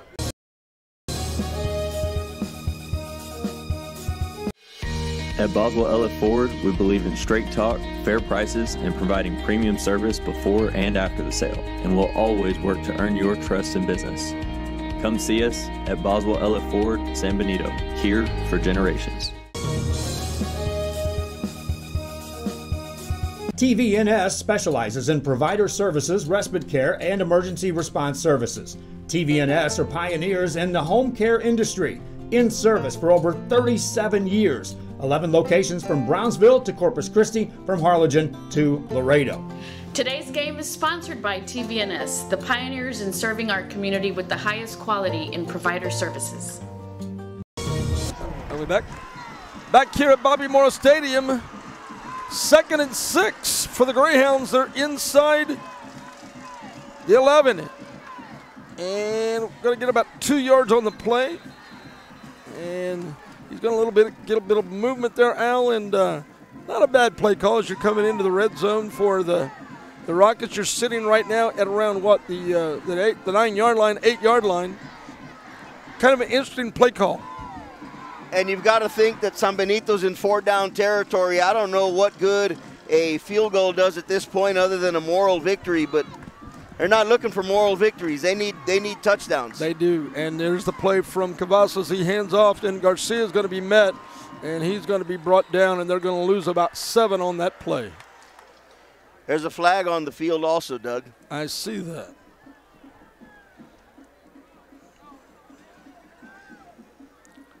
We'll wait to see what the official is going to bring up. I did not see movement, so I don't think it's against San Benito. Well, they are going to call it against the Greyhounds. Due to the loss on the play, the penalty was declined, and that's going to bring up a 4th down. 4th down, yep, exactly. So in that case, what they did was they opted for the loss of downs as opposed to the yardage. Well, the yardage that they lost was significant anyway, bringing up a 4th and 8. Right. Unique play call here will be what the Greyhounds do. Is they're, like you said, they are in 4-down territory, and they're going for it on 4th down. Cavazos comes back, drops, being chased, throws, got a receiver, and is incomplete. Cavazos was under serious duress that time. He had 2 men in the backfield, and he was running literally for his life. He had to unload that thing. Unfortunately, he couldn't connect with the receiver, and the Rockets are going to take over on downs inside their own 20. And what's the big man's number for the Converse Judson Rockets? He was putting all sorts of pressure on Cavazos. That's number 9, DeMarvin Leal. Also in there was number 26, Jellison. He had the interception earlier. Jellison, the defensive back, coming in. So right now, the Rockets will take over at their 14-yard line. Chandler hands off to his back, and it looks like that's Sincere McCormick with the ball as he tries to make up, and he'll pick up maybe a yard or maybe even no gain. From the way the spot's going, it looks like it's going to be no gain out. Yeah, with the exception of that 30-yard touchdown run by McCormick, they've actually kept him bottled up pretty well. We'll see if Chandler looks to air it out on this play. He scrambles, comes to the right, comes to the left, and he's going to be met by a host of Greyhounds. And he might pick up about 3 yards on that play. That's going to bring up a 3rd and about 6 for the Rockets. Another chance for San Benito to get off the field, and this time if they can manage to do so, they figure to have pretty decent field position so they can try and get something going and get some points on the board. Well, and the other thing that you and I have both noticed is that the punting for both teams has not been extreme tonight, so there's a good chance that they could get the ball back in great field position, and we got laundry on the field on this one. Well, Judson's excuse is they probably don't punt a lot. Yeah, that could be very much true, Al. Another penalty on this time, it's against the offense of Judson as they're called for the false start. You know, that punter may not see a lot of action. Reminds me of an old episode of Happy Days when the coach told Ralph Malph to check in, and he pulled off his warm-ups and he had his street clothes on underneath. Never ever got to play, so he wasn't even ready. That's right. Chandler looking, has the receiver, and he's off to the races. And just like that. A backbreaker. Shelton got behind the defense. Well, yeah, and you know what? That's what I was just getting ready to make the comment on. You can't ever, and you coach this, you never ever let the receiver get behind you when you're going to the opposite end of the field. So just like that, when they're pinned thinking they're going to get the ball back, the Rockets put 6 more on the board, and it's now 23 with 9:45 left to go into the second quarter. And looking to increase the lead with the point after. Villarreal with the kick. And the kick is up and good. Take a look at that replay. 24-0, and I don't think the San Benito fans are going to want to see this, but we're going to take a look at that replay as the Converse Judson Rockets pass play is good for the TD. Takes it about 86 yards for the touchdown.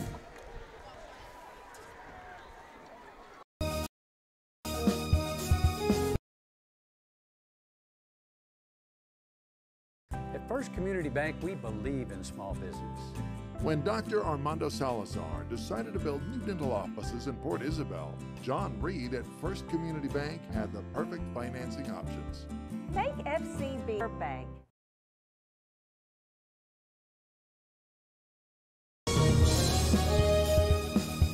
Call him up, tell him to see if we can get him back on again.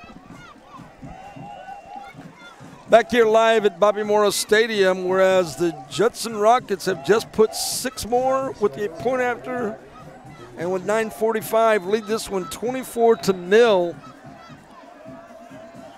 in his third-round playoff football action. Villarreal ready to kick from the 40. Ball is up in the air, and it looks like Garcia is going to be on the one on. No, that's not Garcia. They switched over. And the Greyhounds bring it up to about their maybe 24-yard line. That was Antonio Torres. Tony Torres, one of the receivers on the return. And that will be where the Greyhounds will take it over at 1st and 10 from about, looks like about the 24-yard line. And look at that fog in the air, Doug. I see that. Welcome to the world of the land of Resaca's. The moisture and the wind and the famous thing that we have here in the Valley, Al, fog. El sereno. What do you call that? El sereno. Fog. Greyhounds trying to get something done, a little spin move there, and he's going to maybe pick up a yard or two as Cavazos hands it off to Smiley Silva, who picks up maybe a yard, maybe 2. It's going to be 2nd and a long 8 for the Greyhounds. Ball resting right at about the 26-yard line. Cavazos trying to get his offense on track here as he's met quickly and is brought down there by the man from Joel Crawford. Manages to come in. Looked like a blitz came in there. Lots of penetration. There were a lot of white jerseys in the backfield on that one, pushing the Greyhounds back to where they have a 3rd and 12. And this is where Judson has been able to push the pressure on the Greyhounds, is keeping them in that 3rd and long situation all night, and they find themselves in it again. 3rd and 12 for the Greyhounds. Cavazos scrambles, holds to his left, throws, and it's out of bounds, and that's going to bring up another punting situation for the Greyhounds. And they didn't take that much time off the clock, so Converse Judson in control of this one as they're leading at 24-0, and they're going to get the ball back. They are not letting their foot off the accelerator. They're coming with everything they've got. They're putting San Benito in some uncomfortable positions, some unfavorable down and distances, and they are just not letting up. We talked about this earlier about when you've got the momentum of your offense going, should you take your foot off the gas? Are you ramming it down your opponent's throat? And coaches are saying, no, we want to make sure that our offense stays in check and moves the ball. And, you know, the 3rd round of the playoffs is a lot different than the 3rd week of non-district. You know, ain't going to be no feelings hurt after this one. No, so, because what was the term you said? It's either win or go home. Win or go home, and crazy things have happened. So I don't think Coach McAuliffe is going to slow his horses down in one bit, so at least not yet. As we go into a commercial break, the updated score at Vela is Westlake 14, Vela is 0. We'll be right back.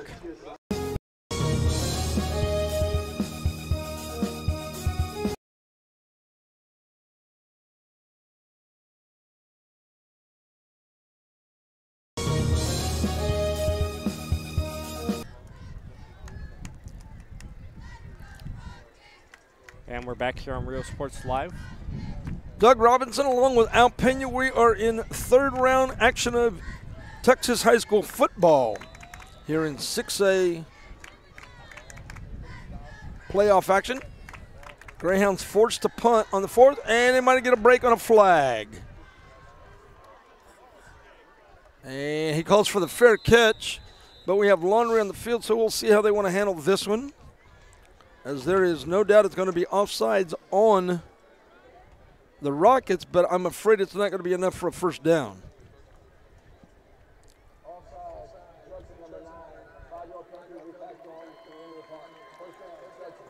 So they've decided to take the penalty from the original return spot, so from the fair catch mark out. That's unusual. I figured they would mark it from where the original spot of the foul happened with the offsides, but in this case they did it after the fair catch. Am I right, Al? I'm not sure. I'm trying to figure out what the official did with the football. He went one way, then he turned around and went the other. Finally ends up setting it down at the 35-yard line. And that's what I couldn't figure out what was going on there. I've never seen that happen before. Normally they take the penalty yardage and give the team the option on which way they want to go. I didn't see a signal. I didn't hear anything from the PA announcer either. Offsides, I'm being told by one of the fans in front of me. Okay. Well, we saw the offsides, but the pain is they normally have the opportunity to give that to the team that the penalty is against and then figure out which way they're going to go with as a penalty. But in this case, they marked the yardage off from the return spot from where they marked the ball down for the fair catch. So does that mean they had the option of taking it at this end and re-kicking or taking it at the end of the play? Well, that's a good question. If we've got any of our officials that are listening out there, maybe give us some information on that. I've never seen that happen before. I left my rule book at Converse home. Judson's return man also on his horses, and he's going into the end zone. Sincere McCormick puts it in for 6 on a 54, 6, 7-yard run.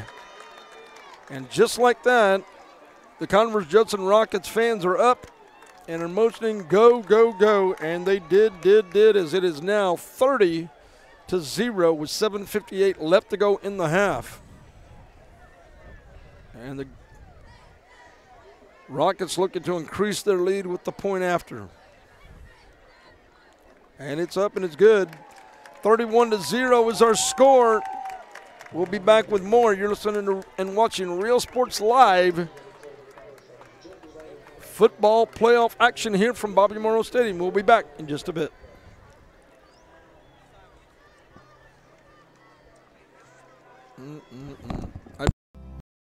Our professional advisors at Employee Retirement Service have been providing financial and retirement planning for many years for employees of different employment.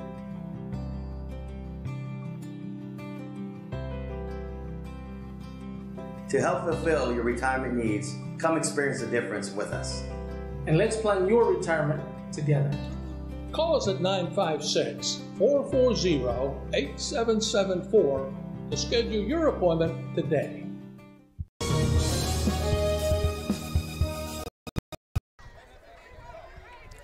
$7:58 left to go back here at Bobby Morrow Stadium. Doug Robinson alongside Al Pena bringing you all the action here.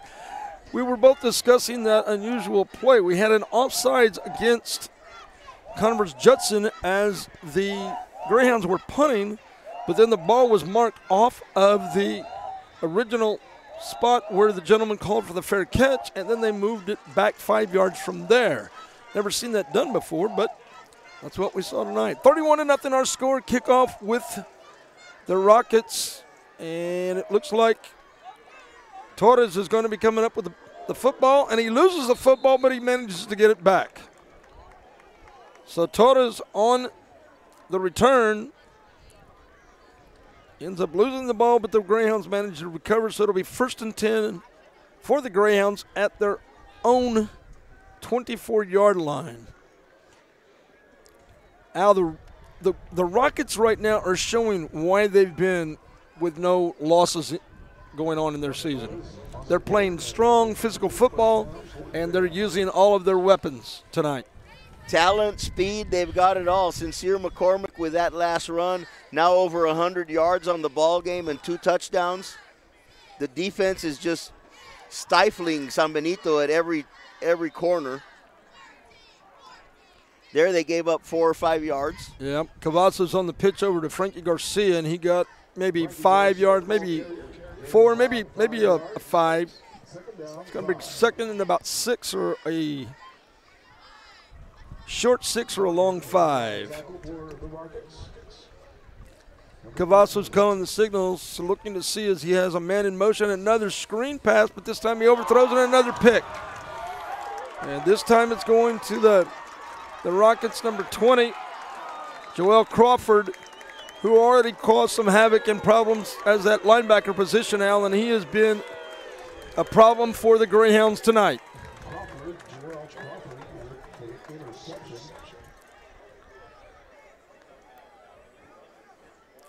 Greyhounds not having any luck with pass reception, as that's 3 picks tonight.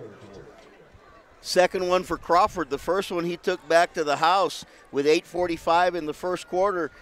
His first interception that went for a touchdown gave the Rockets a 10-0 lead, and this one coming with a 31-0 deficit halfway through the second quarter. Chandler evades a sack, but he manages to scramble to the left and gets out of bounds, and he'll get back to about the original line of scrimmage. Maybe he picked up a yard.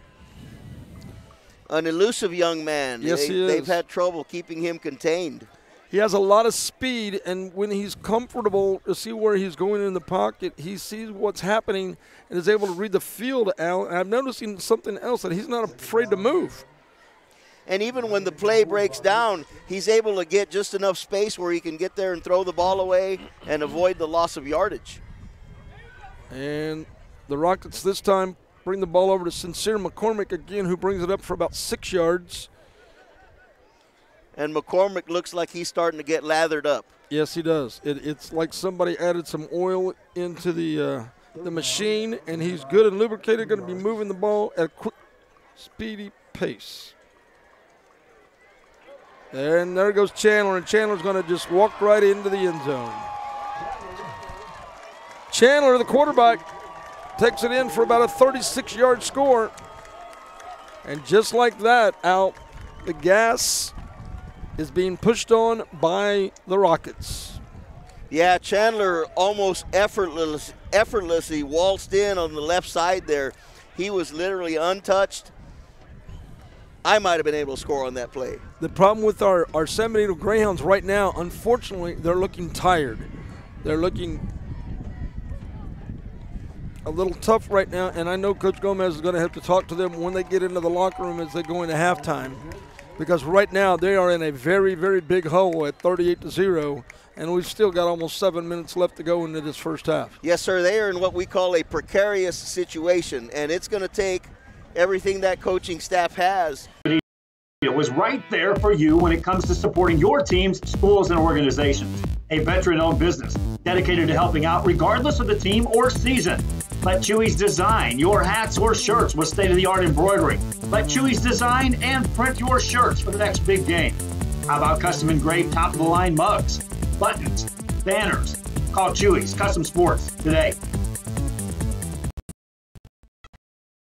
There's a lot of saying to this that, you know, it's going to be a lot of what they call left on the field, and play with all of the energy and the talent that you have, and don't leave anything. Just keep pushing. Judson with the kickoff, and the Greyhounds on the return. Comes to the right side. He tries to cut upside, finds a seam, and is brought down. And that's going to be Cavazos that was on the return. He's going to bring the ball up to about the 24-yard line, where the Greyhounds will mark it 1st and 10. And, Doug, San Benito, as you know, is a quality football team, and these kids are playing hard. It just seems that Judson has an answer for everything that they've tried, both offensively and defensively. Well, when you look at 6A schools like Judson, like San Benito, you can see the amount of bodies that are on both sides of the sidelines. There's a lot of players on both of these teams, and there's only 11 on the field at a time for each team. As Garcia there tries to bring the ball up forward and then gets it over to Smiley Silva, who actually in that case it was Castilla, Kyler.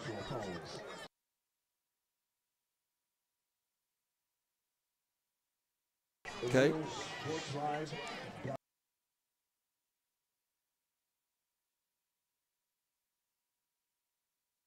That's fine. Well, Al, we're seeing a lot of things going on here. The big man is right there, right at that nose guard, and he's giving a lot of pressure to the offense of the San Benito Greyhounds. The other thing that we're seeing right now is that they're not having any problems with coverage. And Cavazos is having a little problem with his receivers. He almost threw that one into the hands again. Converse Judson Rockets are not having any problems keeping the pressure on the Greyhounds, Al. And if you'll notice, those linebackers and corners and safeties, they're sealing up that area for him to throw.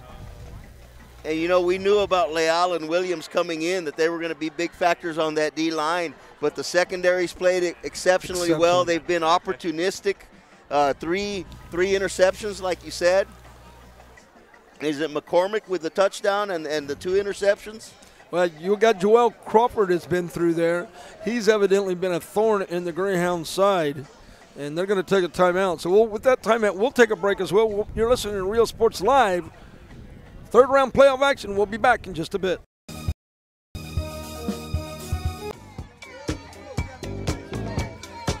Hey, what's up, everybody? I'm Xavier. This is Sarge, and we're the owners of King Cuts Barbershop, and this is the King Cuts crew. Welcome to King Cuts.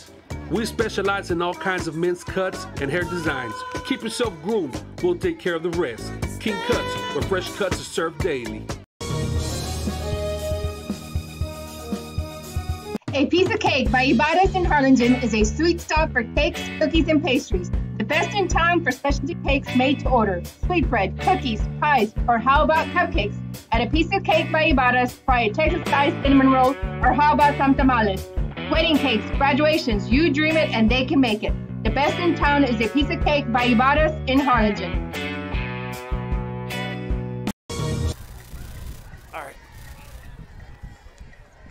And we're back here at Bobby Memorial. We're going to go down to our field reporter who's going to give us as the Greyhounds are forced to punt. This time they get off a good punt.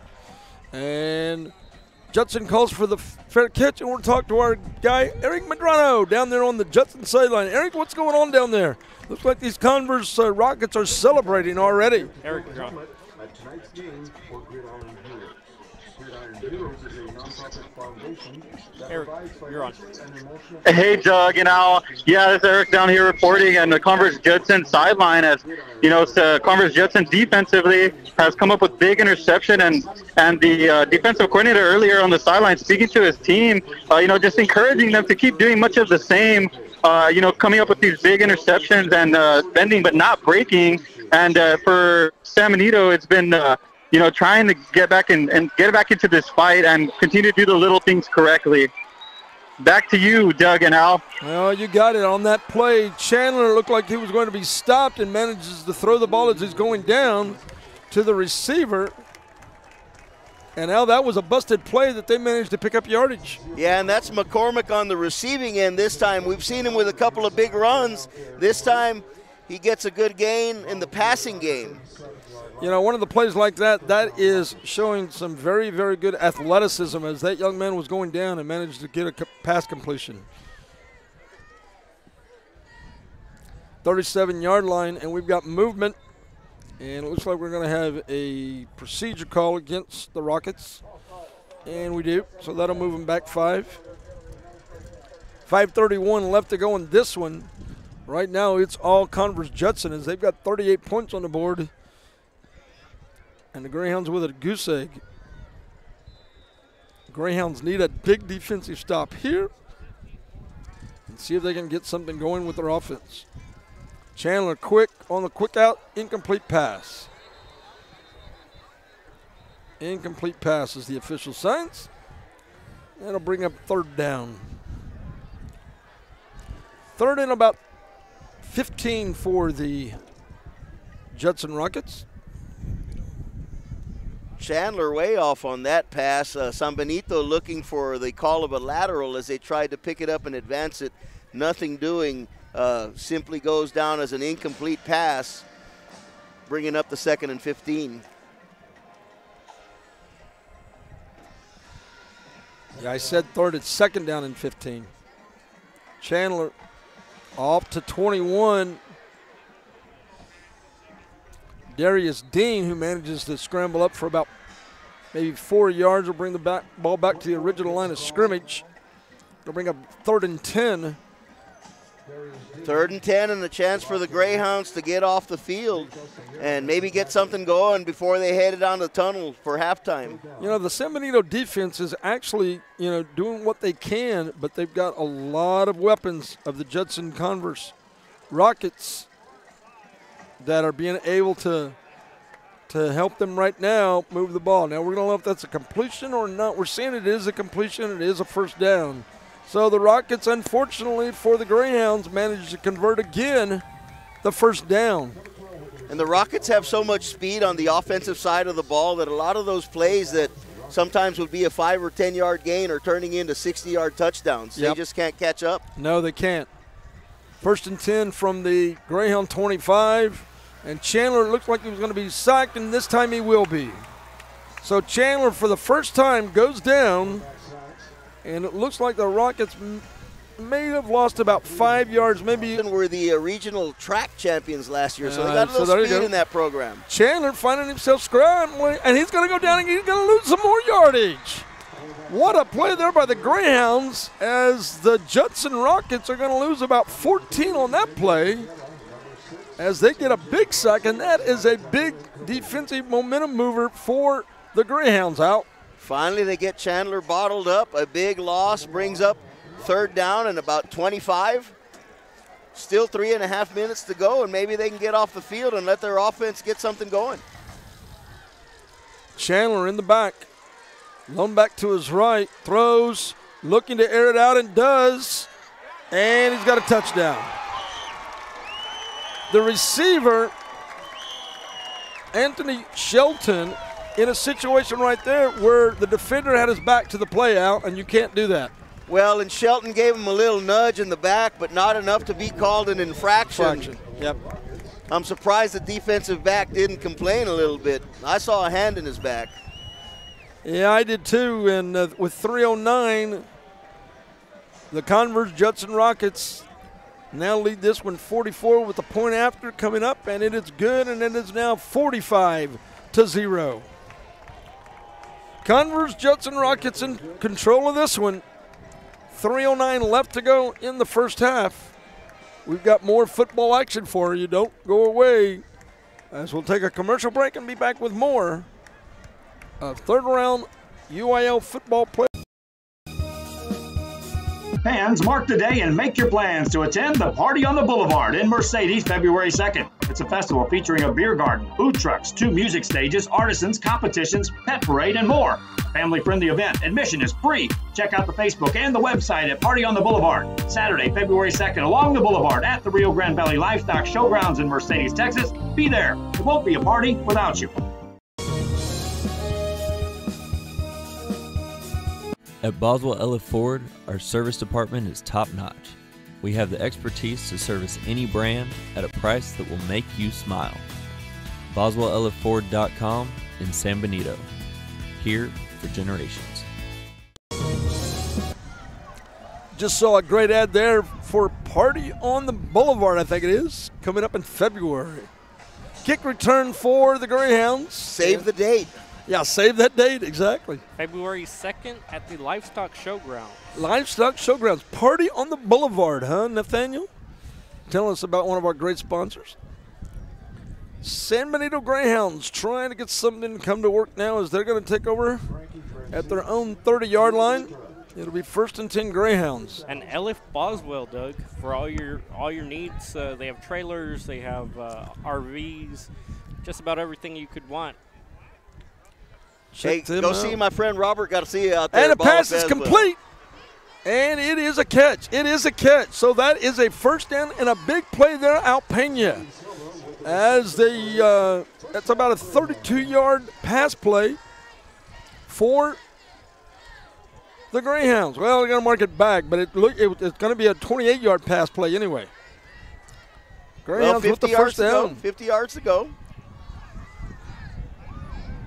And Cavazos there unsure. Looks like he, Al, we saw him do that earlier.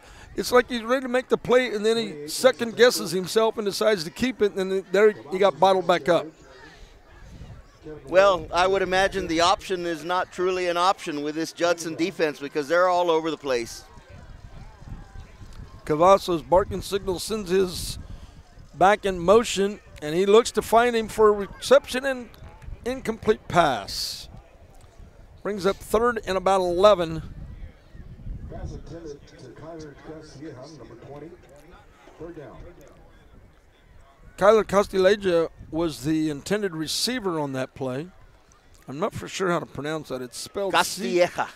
Castilleja. Castilleja. First name is Kyler. Where's the number 20 for the Greyhounds? Cavazos back. Throws, and the ball's in the ground and cannot make a reception there. He was rushed there, Alan. You knew that was going to happen. Well, he's been rushed all night, and that sets up a 4th and 11. we'll see if they punt or if they go for it. We don't have a statistician on board with us tonight, but I would imagine his hurry-ups are probably in double digits. Yes, they are. As I said earlier, he's been under duress quite a bit. It'll be unique right now here to see what the Greyhounds have in stand. They're going to definitely be in a punting situation. But you see we still got 2:15 left to go in the half. Punt is up, and it's straight up, and it doesn't go too far, but we're going to get maybe a Greyhound bounce, and the ball's going to go down at about the 17-yard line of the Rockets, so they'll take it over 1st and 10. You're listening to Real Sports Live. We're in third-round playoff action here at Bobby Warner Stadium. Right now, the Rockets all over the Hounds, 45-0. We'll be back in just a moment. You're listening and watching Real Sports Live. TVNS specializes in provider services, respite care, and emergency response services. TVNS are pioneers in the home care industry, in service for over 37 years. 11 locations from Brownsville to Corpus Christi, from Harlingen to Laredo. Today's game is sponsored by TVNS, the pioneers in serving our community with the highest quality in provider services.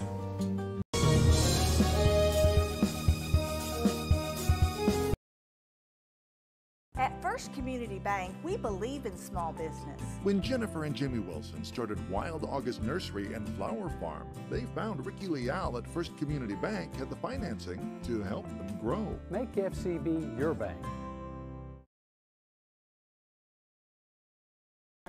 Back at the 25-yard line, the Rockets have the ball. It's going to be marked at the 27, so it's going to be 1st and 10 for the Judson Rockets.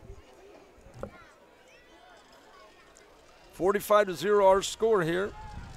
1:30 left to go in the half. Chandler finds a receiver, and that's going to be Marcus Harmon, who manages to pick up about 14 on the play, and that'll be another first down for the Rockets.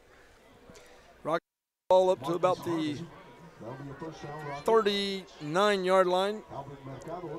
First team. Albert Mercado with the Greyhounds managed to help with the stop. This time a wall for the Judson Rockets as they pick up about 3, maybe 4 on the play. Brings up a second down.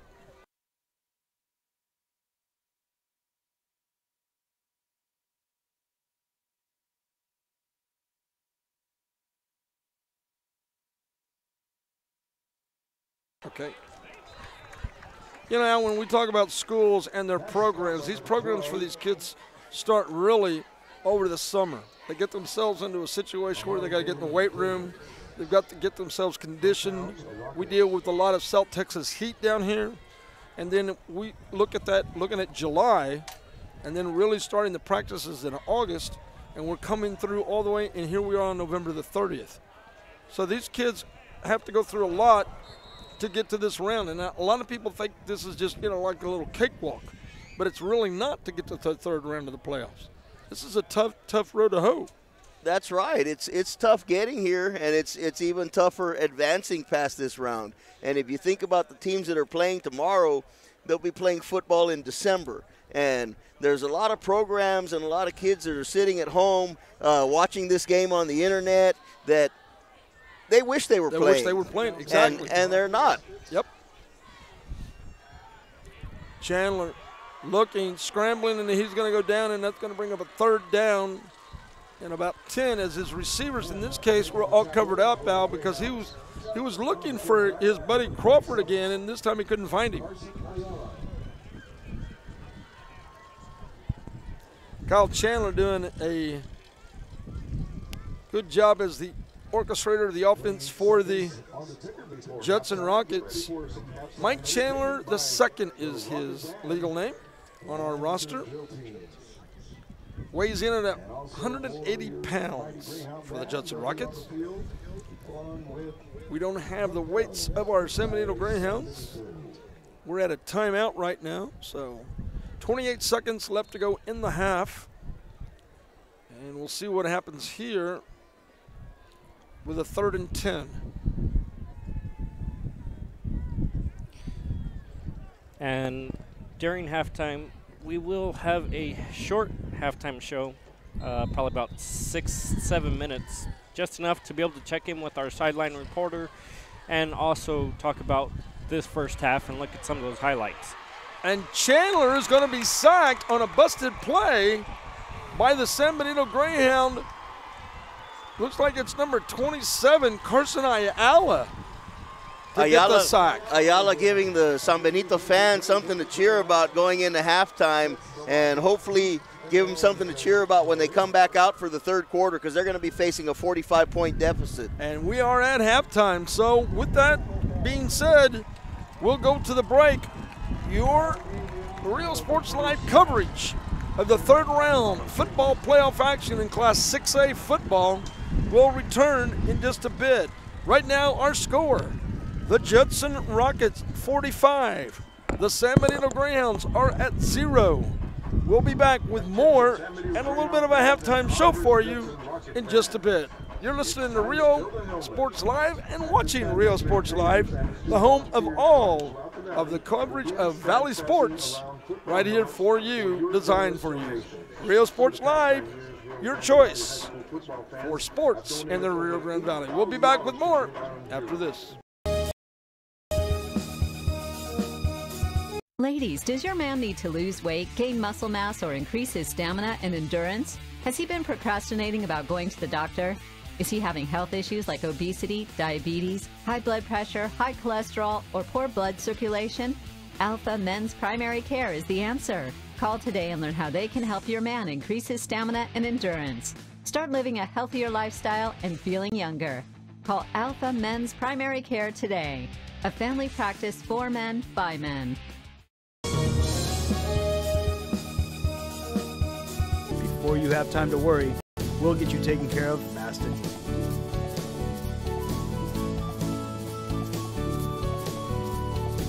Now you can get back to your day with a healthy smile.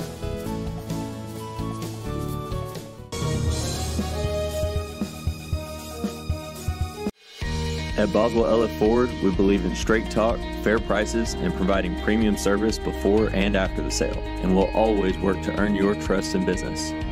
Come see us at Boswell LF Ford, San Benito, here for generations. Yard field goal attempt.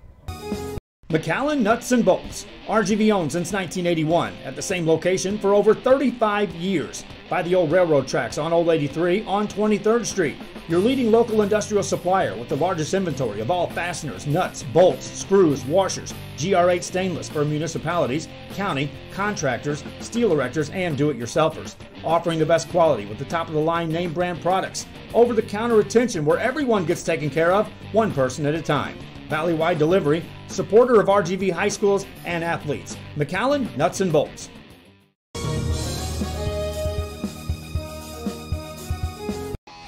Fox Sports Southwest Friday at live high school scores from across the state. Check out team schedules.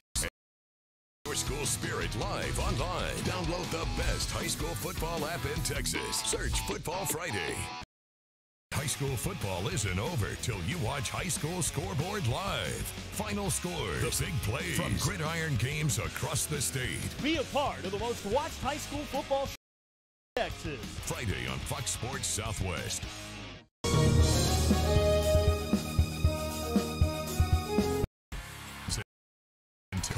Live inside AT&T Stadium, battling to be champion. Purchase tickets now for the UIL Championships. Beyond Texas tradition. Log on to SeatGeek.com. Download the free Fox Sports Southwest Friday app. Get live high school scores from across the state. Check out schedules and show your school spirit live online. Download the high school football app in Texas. Foot Friday.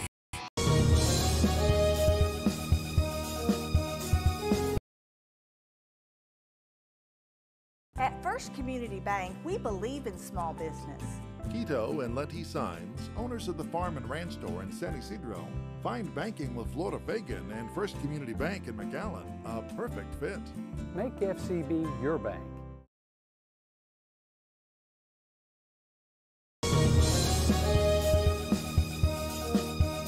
Before you have time to worry, we'll get you taken care of fast and easy.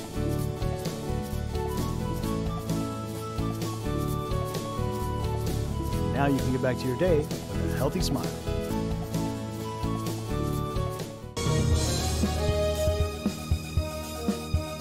If you just graduated high school, are looking to change careers, or to upgrade your job skills, Texas Southmost College is the place to start. With over 50 certificates and associate degrees to choose from, TSC has the career for you. At TSC, you get a quality education that's close to home. Earn a certificate or an associate degree and get the education you need for today and tomorrow's job market. Wouldn't you like to be in demand? Register now at Texas Southmost College in Brownsville. Doug Robinson back here. We are at halftime. Our score right now, 45 for the Converse Judson Rockets, 0 for the San Benito Greyhounds. We're in the third round of football playoffs here in the state of Texas. Yard field goal attempt. Right now, that one coming from the right hash mark. From the game that Joe see what happens here. It looks like Billy Real, the same kicker for right now. The kickoff is going to do the field goal duty. 14-0. So we'll see what goes on with that one throughout the night. And right now, a lot of things going on here in San Benito as we wonder what the coaches are going to be telling their players, things of that nature. We also wonder what type of adjustments they'll make at the second half. We're going to bring our sideline reporter who will join us in just a minute. I'm going to put him on headsets. And we'll talk with our buddy Eric. I'm going to put him on headset, so have him join me in just a few moments. And he's a San Benito grad, ladies and gentlemen. And Eric Medrano. Eric, welcome. Oh, hi, Doug. Thank you. You're welcome, sir. I know you're a little hurt right now because that score is not in your favor. You're being a San Benito grad, but what are your thoughts about what you're seeing so far tonight? Well, Doug, first of all, I'm delighted to be here tonight with you guys, Doug and Al. It's awesome to be here for Real Sports Live, and it's an awesome night for Valley football here in San Benito. And yeah, as you said, as my alma mater tonight, down 45-0 at halftime. But it is a lot for San Benito that they've accomplished this year, and to be in the third round of the playoffs, hosting a game like this, it's awesome for the Rio Grande Valley. It's a treat for all of us here in the Rio Grande Valley. You know, the other thing that we talk about is we have to remind people, and you know, sometimes when you do these games, you have to remind people that these are 15, 16, 17-year-old kids out here. These are not adults. These are kids. And they've worked hard, and they've done everything they can to get themselves into that level. Exactly. And when you look at that right now, and as we look at the band who's performing right now, I believe it's the Converse Judson Band, the Converse Judson Band, you know, those kids practice as well. They work hard out there as well. And just to be able to be in that and be in that playoff atmosphere, it's exciting. Yeah, and for the student athletes, as you said, they put the work in day in and day out, and it's not just the football players; it's also the coaching staff, the band members, you know, the flag girls and everything. So, as a former player in San Benito, you know, playing high school sports, I know the feeling of playing a playoff atmosphere, and there's nothing like it, like Texas high school football playoffs. And you know, when you get a chance to go to the third round, it's a big treat for everyone in this community. Eric, your last name was Medrano. You're a graduate of what class? What class did you graduate in? Oh my, you're putting me on the spot, but I'm a class of 07. Ah. Yeah, proudly a class of 07. Class of 07. Well, let me tell you, I'm going to go a little bit further back in time. I graduated in 77, or excuse me, 78. So I'm a little bit older than you are there, young man. So it'll be happening before you too long start celebrating those class reunions. And I know as we look across the stadium tonight, we were told that the San Benito home side of the stadium was sold out. And you can see there is a lot of people here. There were tailgaters here this evening, and it's a fun atmosphere. Yeah, very fun atmosphere, and you have to give credit to the San Benito crowd. I mean, they're filling up the stands. It's not nearly completely full, and for Converse Judson, man, drops back to return the kick for Westlake. There's a lot of neutral fans. Punting situation for the SaberCats of Vela. Good snap. Punt is away, low. Takes a bounce for the SaberCats inside the 30, picked up there, and immediately the SaberCats are there to cover that. Going to run, tries to get to the left-hand side across the 20, makes a man miss at the 25, and then hit out of bounds at the 30. Brownsville and that area, Westlaco, that wanted to see this game, and you know, it's one of those things that we're looking at high school football. It's just king in the state of Texas. You know, we all like to follow it. We all want to be a part of it. And today, you know, we happen to be having that going on here in San Benito. Yeah, you know, being down there on the sideline with the Converse Judson, getting to meet a lot of the media. We have local news stations, the television stations. We also have writers from San Antonio. We have lots of photographers. I was speaking to a gentleman from Dave Campbell's Texas Football, and he's snapping up some pictures. So you got people from all over South Texas here, and it's a great atmosphere. Now, you were talking about being respectful for us, Alpena. I know you're not on headsets right now, as I'll take a little bit of a break, but Mr. Medrano, you may be a little bit more of a highlighted superstar tonight, getting your picture taken on Dave Campbell's football. Yeah, you know, getting to speak to the gentleman, I told him, hey, you know, DeMarvin Leal is on the field. Maybe you could be able to snap a picture with him. He's going to be going to Texas A&M. So, you know, everybody's getting a treat here tonight, getting to see these athletes. And let me point out to you fans, I don't know if you know this or not, but our Mr. Medrano is sporting an Aggies cap on tonight. And I was talking about with him before we went on the air about that 7 overtime win that the Aggies managed to get over LSU last week. I know you were happy about that, sir. Oh yeah, I was biting my nails the whole game. It was a you know, it was nerve-wracking, but I was very happy to see Texas A&M come out on top. And you know, I'm a big Aggies fan, as you mentioned. So tonight, as a neutral, I'm here watching DeMarvin Leal. You know, he's a 4- to 5-star recruit, one of the top 5 athletes in Texas. So he committed to Texas A&M, and I hope he sticks to it because I would like to see him suit up in that maroon and white.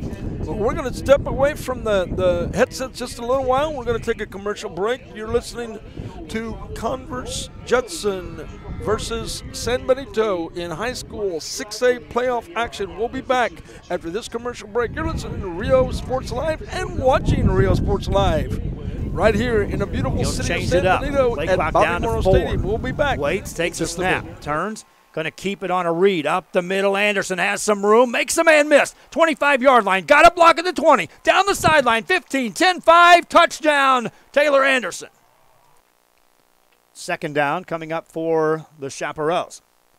4:53 remaining here in the half. Shotgun for Anderson. On this second down play. Drops back to throw. Straight drop. Here comes some pressure up the middle. He's going to be hit, and down he goes. Cat territory here. Taylor Anderson. Third down and as much as you want. Drops back, gonna read it. Gonna run it left-hand side. Now swings a pass. Man there, hit. Fumbles the football. It's a loose ball. It's recovered by Westlake back inside the 10. With a terrific spot to start a drive from their own 47 on first down. Sotelo takes it, hands it off. Man hitting the backfield, and down he goes. Defense making the play for the Chaparral. 7-yard line. 2 backs in the backfield. Anderson drops back on the read. Gonna hand it off. Running play left-hand side, and Anderson hits a block. And here comes Crockett inside the 30-yard line, back to about the 27.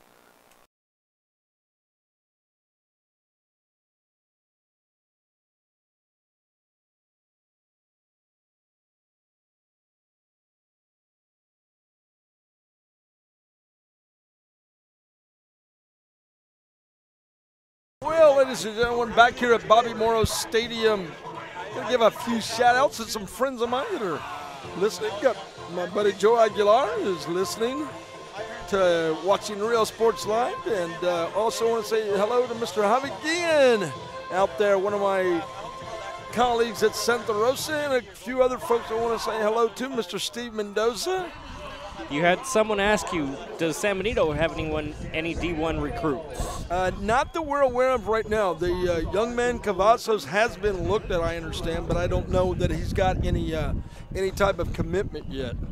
You'll see more players as you get closer to National Signing Day. The big thing right now, though, is that you have scouts that are at this game tonight from colleges that look at games like this to see what they've got. A lot of times you'll see a college scout that'll show up to a game like this so they can get an idea what the talent looks like, especially, believe it or not, even though the score is lopsided, they want to see what that player can do in that game.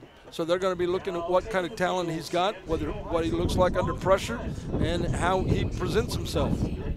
I know the Edinburgh Vela game is now in the third quarter over there, with Edinburgh Vela trailing 14-0. 14-0, the Vela folks trailing Austin Westlake. And you all should know this. One of the most famous players played last night. Graduated from Austin Westlake. You may or may not know him. We'll give you a little hint. He plays for the New Orleans Saints. Yes, it is, Mr. Drew Brees. And speaking of that, Brees, it is really starting to blow here at Bobby Morrow Stadium. I mean, the wind has picked up. I'll bet it is probably getting some 15, 20-mile-an-hour gusts going on right now, Al. So share with us some more of your Drew Brees trivia and tell us how he got out of the state of Texas and wound up a Purdue Boilermaker. Well, there's a good question on that, and there's a lot of people say that they thought he was going to end up at Texas, but something happened, and he ended up going to Purdue. And as we all know, though, he came back and became the quarterback for the New Orleans Saints. But the other thing is what I want to know is, have they answered my trivia question about who is the substitute at San Bernardino School District who happens to be related to one of the coaches? No one's answered that yet. All right, well, we're going to give Mr. Pena is going to give the answer to that question right now. If I must, Dan Gomez, the head coach of the San Benito Greyhounds and a Raymondville native out there in Willacy County, where I spend a lot of time. His mother is one of the substitutes out there at that beautiful little school on the eastern end of the county. So, Ms. Gomez, if you're listening tonight, howdy.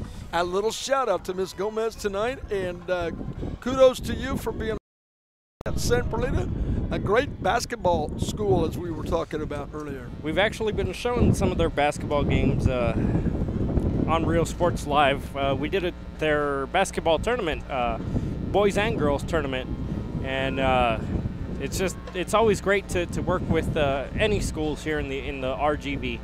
Well, I want to pay a little kudos to my friend Joe Bowling. I met Joe when I became the general manager of the Rio Grande Valley White Wings and brought Joe on to be my play-by-play announcer. And then the next thing you know, he became the weekend anchor and reporter for KGBT, Channel 4, Valley Central, and was doing work there. And then all of a sudden, a little changes in his plans, and he operated with a mindset of bringing in sports to the Rio Grande Valley. And you know what? Real Sports Live was born. And he's done a masterful job, and because of that, we're able to bring you information and sports. And yes, the wind is picking up as we've got about 11 and a half minutes before halftime. Since day one, Doug, we've always said we're going to be the ESPN of the Valley. Now, if you look at our games, how our scoreboards are made, our lower third that allows people to see the scores from our game and the game in Corpus and upcoming games tomorrow. All with just a glance of a screen. We've made true on that promise, and there's even more coming. I mean, now we're putting sideline reporters in, and every day we look at it and we're doing our best to make this just that much better and become the Valley's ESPN. And we've got one of these high-dollar producers, like I did when I worked for ABC Sports, behind me, Nathaniel, the voice that you hear, providing me all of that information. Going to be like Chuck Howard and Vin DeBona when I worked for the ABC Network Sports when I did a couple of World Series. I think that Nathaniel is the up-and-coming executive producer for Real Sports Live right now, doing a masterful job managing the controls and keeping us up to date on what's going on with the scores in the playoff action here. We're going to take a little bit of break. We'll be back with more, and you're listening and watching Real Sports Live. Sports in the Valley. We'll be back in just a bit. And this, Fox Sports Southwest is your home for the UIL Football State Championships at AT&T Stadium. The battle for bragging rights starts December 19th on Fox Sports Southwest and the Fox Sports app. Download the free Fox Sports South Day app. Get live high school scores from across the checkout team and show your school spirit live online. The best high school football app in Texas. Search Football Friday. At Boswell Elliott Ford, our service department is top-notch. We have the expertise to service any brand at a price that will make you smile. BoswellElliotFord.com in San Benito. Here for generations.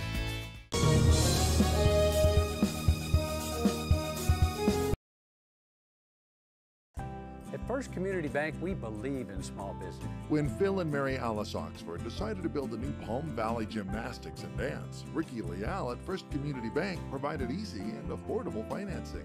Make FCB your bank.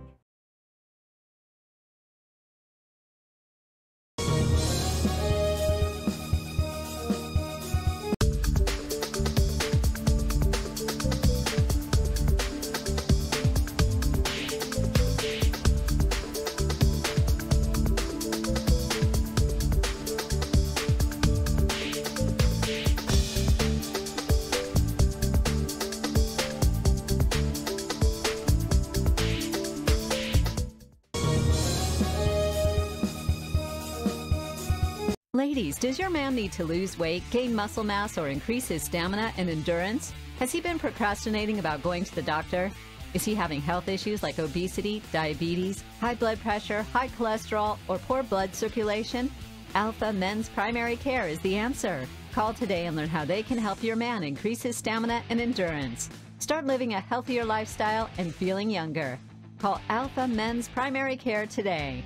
A family practice for men, by men.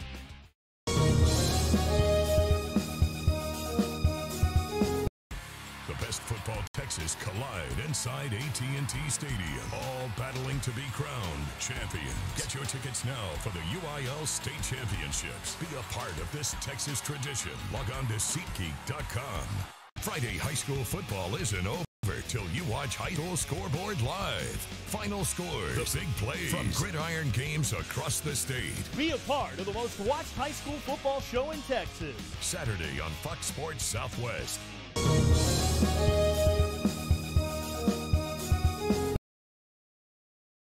At First Community Bank, we believe in small business. When Jim Tipton and son Nick at Tipton Auto Group wanted to add a new Hyundai dealership, Walter Pocket and First Community Bank had the perfect financing solution. Make FCB your bank.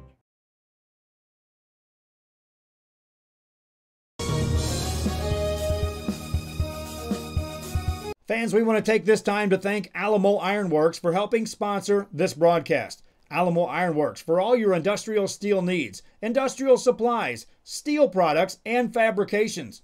Alamo Ironworks on the Expressway in Edinburgh, Texas.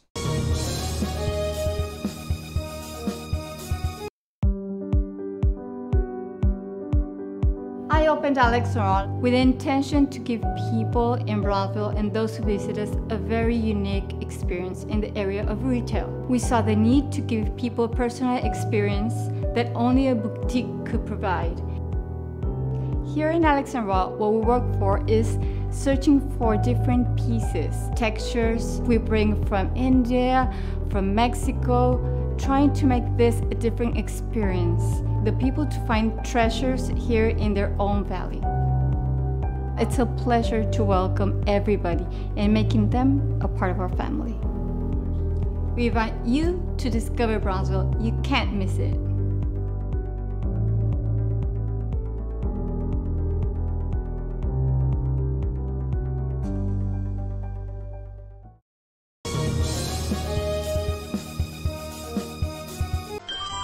Forever Memories, Antiques, and Collectibles is your source for vintage, antique, collectibles, vinyl records, and more. Located at 206 East Jackson in historic downtown Harlingen, it's Forever Memories, Antiques, and Collectibles. It's a step back in time with a soundtrack like none other. Open Monday through Saturday, filled with memories and more. Forever Memories is for you.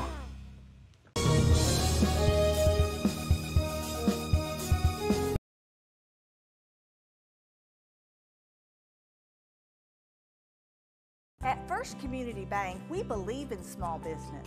McDonald's owner Anna O'Quinn found Walter Pocket, the financing and complete range of banking services at First Community Bank to be the perfect combo.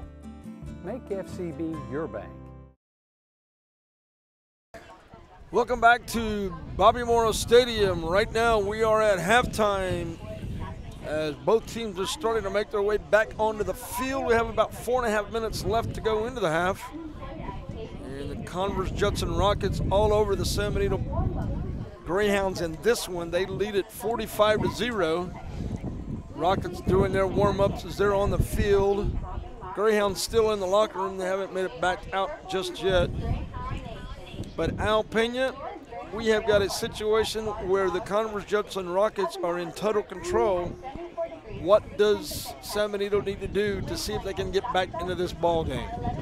Well, Doug, it goes without saying. There's no 45-point play, but they're going to have to establish some momentum a little at a time. You know, it takes one kid to make one play, to have one other kid believe in him and then believe in himself. And get all 11 guys on the same page and, you know, keep hitting hard, keep getting after the loose balls.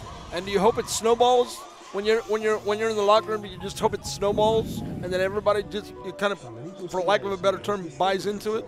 Yeah, it's got to start somewhere. Somebody's got to believe. Somebody's got to get out there and make that play. You know, you got to get a lucky bounce here or something, a turnover, a big return, like some of those big plays that Judson fell into in the first half. You know, that's the thing that I've always been taught, and when I coach it as well. The best thing you want to do is not make a mistake. But the worst thing you want to do is let that mistake turn into something that your other team converts on you, like a score. And in this case, 3 picks, 3 touchdowns. That's caused problems for the San Benito Greyhounds and put them in a hole that they're having a heck of a time digging out of. And let's take a look at the what would be considered maybe one of the best defensive plays. That when he took him down right before we went to. Are you talking about the Kyle Chandler sack? Yes, sir. Well, that'll be a play that if the Greyhounds can feed off of that, like Al said, I believe is a very, very strong, integral part of that team. And when you can, like you said, when you can buy into that, get the feed onto that, get them to feel that momentum and move towards in a positive notion, then you've got a chance to move that forward. Let's switch it. We'll take a quick commercial break.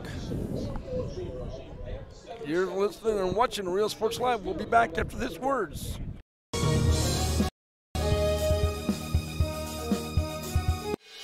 At Boswell Elliott Ford, we believe in straight talk, fair prices, and providing premium service before and after the sale, and we'll always work to earn your trust in business. Come see us at Boswell Elliott Ford, San Benito, here for generations. TVNS specializes in provider services, respite care, and emergency response services. TVNS are pioneers in the home care industry, in service for over 37 years. 11 locations from Brownsville to Corpus Christi, from Harlingen to Laredo. Today's game is sponsored by TVNS, the pioneers in serving our community with the highest quality in provider services.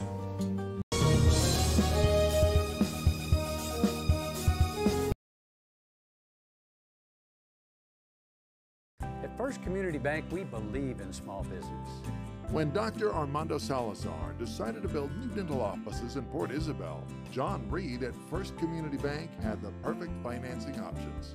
Make FCB your bank.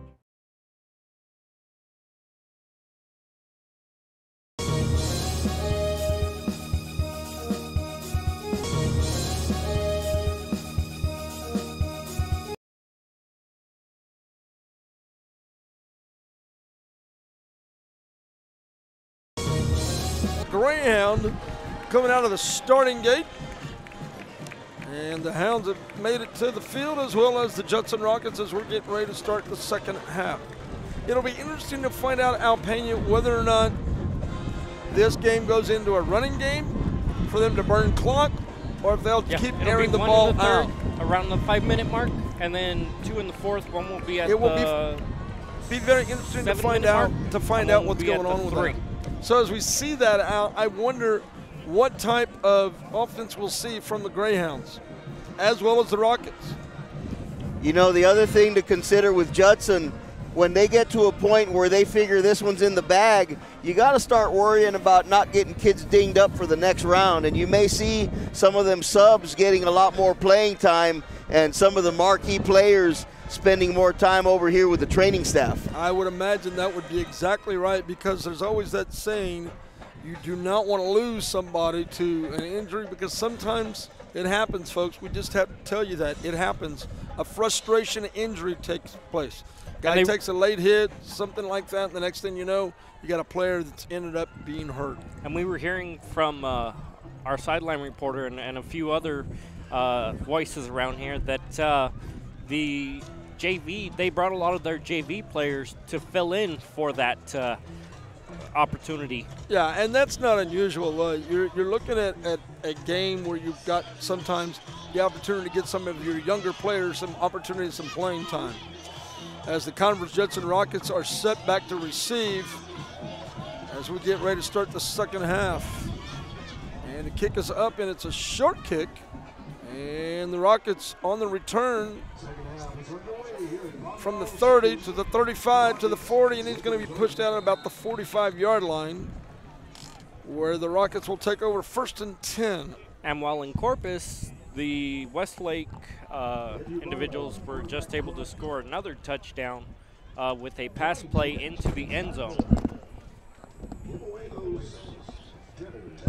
A lot of things going on here at Bobby Morrow Stadium. The home crowd with their yellow towels trying to spur on the defense right now as the Rockets will take it over 1st and 10 at their own 42. Chandler in the backfield. Appears to have Crawford to his right. Barks the signals. Lines up, and we've got Laundry on the field. Looks like it's going to be maybe, I don't know if it's a timeout or if it's a procedure call. I think it's going to be a procedure call, Al Pena. I think we're going to be looking at probably false start. 5 yards being marked off against Judson. That'll give them a 1st and 15 at their own 38. We want to give you some of the coaches. The head coach, of course, for the Rockets is Sean McCullough in his 5th year at Judson. His offensive coordinator is Rodney Williams. His DC is Thomas Sitton. Assistant coaches Guy Anderson, David Brothers, Joel Call, Quentin Green, and Donald Harris. Andy Hopkins, Nick Macris, Austin Quinning, Mark Salceda, Charlie Smith, and Jason Wagner. And I just heard from a fan on the Austin Westlake game that the shortest guy for Converse Judson is 6'6". They don't have height on there; they only have weight. But if that's true, that shows some of the difficulty here. 2nd and 11 for the Rockets, and with the ball, it looks like it is DeAnthony Lewis on the return, or not a return, I should say, on a quick pitch, who picks up at about 22 yards. It's going to be a 1st down, but we do have Laundry again, and it appears it's going to be against the Rockets. Looks like it's going to be a holding call. And they're going to mark it back 10, so that is going to be the play. They'll replay the down, and we'll wait to see where they mark the ball. It looks like it's going to be Judson ball at the 35, and that's where it'll be. So it's 2nd and about 17 out. Chandler on the run, finds a seam, and he's on his way to the house. He's at the 30, he's at the 20, he's at the 10, he's in the zone. Touchdown, Kyle Chandler, as he has increased the score again by 6 to make it a 51-0 game. And 65 yards on that one. This young man is just one heck of an athlete. He has got some athleticism, and he just danced into the end zone after hitting the 20. It looks like he didn't even have it on full speed. No, like his earlier touchdown, looked rather effortless. We have a new kicker in for the Judson Rockets, who pounds it through. Rafael Mwembo, number 97, doing the kicking duties for the extra point, and he puts it through, and that brings our score to 52-0. As Converse Judson. Moembo may be the first of the JV subs that we're about to see. And we just talked about that a little while ago, that we may start seeing some younger players getting the opportunity to get some experience, as this one is 52-0 with the Rockets in control. Now professional advisors at Employee Retirement Services have been providing financial and retirement planning for many years for employees of different employment.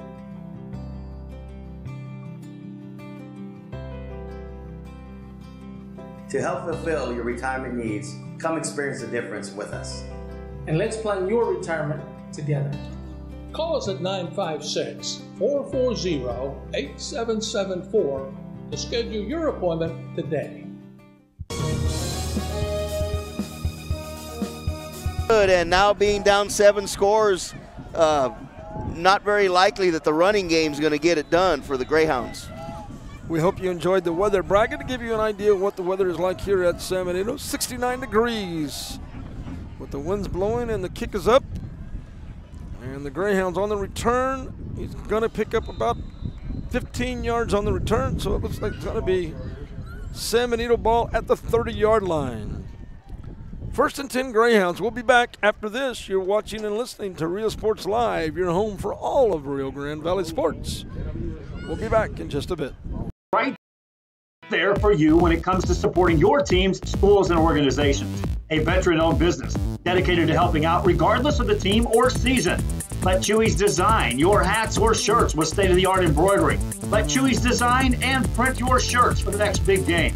How about custom engraved top-of-the-line mugs, buttons, banners? Call Chewy's Custom Sports today.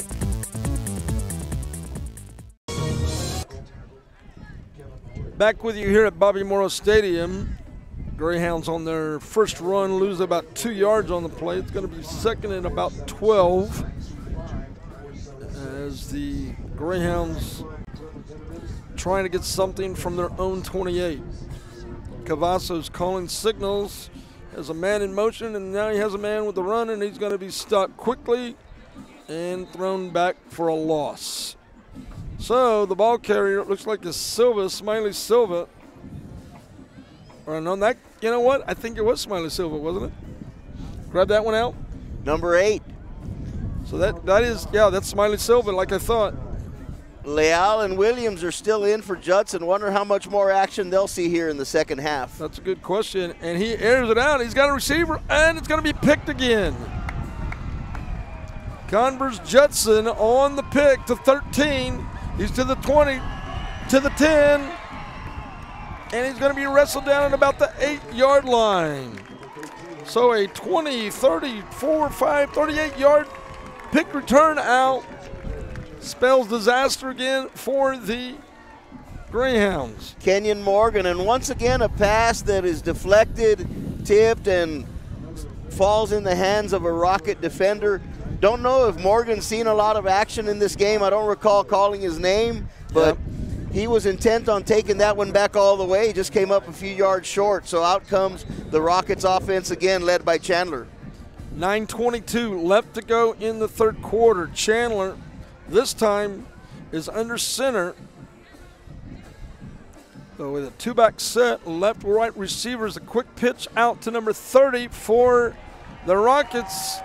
And he's in the end zone, and that's going to be DeAnthony Lewis who takes it in for the score. And once again, the Converse Judson Rockets are blasting off, and they are essentially going into orbit and essentially just going right through into the end zone out, almost untouched. Lewis listed as a linebacker / running back, sophomore, but he's already a letterman, meaning he was a varsity player his freshman year.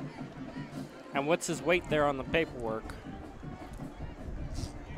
Listed at 185. Moembo in with the extra point is good. It's 58-0, now to 59. 9:16 left to go in the third quarter. Judson in charge of this one, and they are pushing the gas down hard, Al. Yeah, not.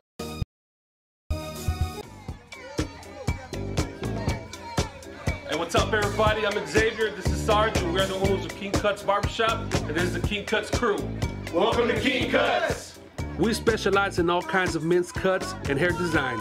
Keep yourself groomed. We'll take care of the rest. King Cuts, where fresh cuts are served daily. A A Piece of Cake by Ibadas in Harlingen is a sweet stop for cakes, cookies, and pastries. The best in town for specialty cakes made to order. Sweetbread, cookies, pies, or how about cupcakes? At A Piece of Cake by Ibadas, try a Texas-style cinnamon roll, or how about some tamales? Wedding cakes, graduations, you dream it and they can make it. The best in town is A Piece of Cake by Ibadas in Harlingen. And I heard that Leal had actually committed to Alabama and then changed his mind. And anybody that's being recruited by Alabama, that tells you the caliber of player that is. And something was pointed out to me a few years back. When you look at the caliber of some of the D1 teams, when you have a player that is the backup quarterback or the backup middle linebacker or the backup receiver, a lot of times, Alice, those are starters at other schools. When you're looking at a program like Alabama or Clemson or Georgia or Notre Dame, you're looking at a lot of players that could be starters at other universities but want to be at those programs. Yeah, I think they've got a kid these days named Jalen Hurts that if he chooses to next year could start at a number of programs and literally have his pick of where he wants to go. And there's a lot of work that says the quarterback controversy that happened in Clemson when Trevor Lawrence took over and Kelly Bryant decided to leave may end up at a Texas school. There's word that he may go to Texas Tech next year. Texas Tech will have a new head coach next year. We'll see what kind of crew he brings in. Exactly. Cavazos manages to find the receiver, and a little bit of a life there for the Greyhounds as it looks like they did pick up the first down out. I heard that Cliff Kingsbury is going to be the offensive coordinator at USC next year. That's exactly what I heard as well. Now, I tell you something else that we're going to be looking at. I don't know if this is going to happen. I hope not, because I'm a diehard Clemson Tiger fan. Anybody who knows me knows that. As the running back for the Greyhounds is met right almost at the line of scrimmage, he'll pick up maybe a yard, is Brent Venable, who's the DC for Clemson. Dabo was hoping that he doesn't leave, but there's a lot of people looking for that young man. And if you ever watch the Clemson Tigers, you'll see him. He has a strength and conditioning coach as his get-back coach, and he is a busy man the entire game. So how'd you become a Clemson fan? I lived in South Carolina when I was in the Navy, and I served our country as a Navy corpsman, and I was at the Charleston Navy Regional Medical Center and became friends with a gentleman, and we started watching Clemson Tiger football, and then I was bit. I was almost going to go to Clemson and then was going to do an inter-service transfer, but I ended up going to Southern Illinois University where I graduated from. Well, that Clemson fandom then has to go hand in hand with your Texans fandom because quite a few Tigers on that squad. Well, you know, three of them, the big ones on there, are Mr. Deshaun Watson, Mr. Hopkins, and, of course, you have Mr. Fuller as well, who's out with the injury. You know, when you're talking college ball, Doug, I don't know if you remember Kaufman. He ended up going to, where was it? Military, the military college. Yes, he went to Navy, if I'm not mistaken. And or did he go to West Point? Napoleon Kaufman, Naval Academy. Naval Academy, that's what I thought. I was right. Played for the Raiders after that. Yes, sir. Yes, sir. One of those guys, you know, that decided to take his military service career and move it forward and then end up in the pros. Greyhounds trying to do something here. They move the ball down to the 25. And the receiver there is hit. And the Greyhounds are having a great opportunity here. They've had opportunity after opportunity where the receiver has been open on this drive, and they've been able to move the ball down the field due to that, something that they've been lacking all game. Well, you're starting to see the Judson defense spread out a little bit, and what they're trying to do is move the ball forward, up open in there out. You're starting to see a little bit more penetration by the Greyhounds. Well, the Greyhounds need to punch one in the worst way. Yes, they do. Get that zero off the board. And Cavazos there on the fake ends up finding himself buried with jerseys. The fake no one. Yes. Pretty much about the size of that one. I've seen a lot of those plays this year. They're written up so great. It's just the defense reads them perfectly. Yeah. Well, Cavazos is a very strong and agile quarterback. I've seen him being able to move, but a lot of times on that situation, you got to remember that when you've got some big guys and big bodies coming in there and they're putting the hurry up on you, you've got to be able to make an adjustment quickly. Cavazos backs to throw as a receiver. Hey, we may have touchdown. And no signal yet, but yes, now we have the line judge saying touchdown. The Hounds are on the board. Kyler Castilleja got loose on the right side. Judson had 8 men in the box, and they sent a ton of them. Yes, they did. Quarterback was able to evade the rush just long enough and get that pass off, finally getting the Greyhounds on the board with 5:39 left in the third quarter. Well, I'm seeing a lot of the starters out over here on the sideline with helmets off, and I'm wondering if maybe that a little bit of pressure has been taken off from the defense, so the Hounds were able to put some points on the board. Well, human nature to let up when you're up 59. Yep. 59-6 as the extra point was no good. So the Greyhounds have something to cheer about as they've been able to put 6 points on the board. We'll be back with more. 59-6 our score with 5:39 left to go into the third quarter. You're listening and watching Real Sports Live. High school 6A playoff action. San Benito versus Converse Judson. We'll be back in just a moment. Fans, mark the day and make your plans to attend the Party on the Boulevard in Mercedes February 2nd. It's a festival featuring a beer garden, food trucks, 2 music stages, artisans, competitions, pet parade, and more. Family-friendly event. Admission is free. Check out the Facebook and the website at Party on the Boulevard. Saturday, February 2nd, along the Boulevard at the Rio Grande Valley Livestock Showgrounds in Mercedes, Texas. Be there. It won't be a party without you. At Boswell Elliott Ford, our service department is top-notch. We have the expertise to service any brand at a price that will make you smile. BoswellElliotFord.com in San Benito. Here for generations. Back here at Bobby Morris Stadium, I want to remind you that we've got our great sideline reporter, Eric Medrano. He'll be with us in just a few moments.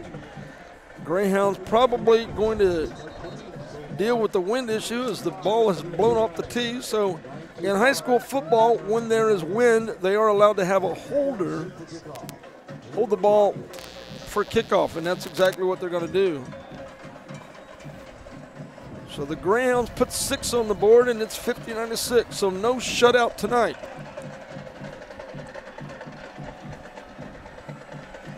Interesting to do what type of kick we'll see. And he does boot it deep. Judson Rockets with the return to the 15, to the 30, to the 35, and he's going to be pushed out about the 37-yard line. Hey, you ready? Yes, sir. Well, we've got our sideline reporting, Mr. Eric Medrano, sporting his Aggie cap. Eric, what have you got for us? Converse Judson sideline. The score of 59-6. San Benito finally getting a score on the board. But for the defensive coaches, with some of these second teamers on the field, just preaching for them to keep fighting, keep playing, doing what they're doing, and just stifling this offense as they've done throughout the whole game. All right, well, Eric. And for San Benito, hearing some of the earlier, I was on the sideline for San Benito, encouraging their players to keep fighting and to keep showing that character and the fight that they have. And we'll have to see how that continues to play out here, as there's still lots of time in the game. But back to you, Doug and Al. We're seeing some new fresh bodies. Al, that was Jacoby Cornelius on the run there, and looks like we have a different quarterback. Yeah, Cornelius is in at quarterback now. Yep. He's replacing Chandler, who had himself quite the evening. Yes, he did.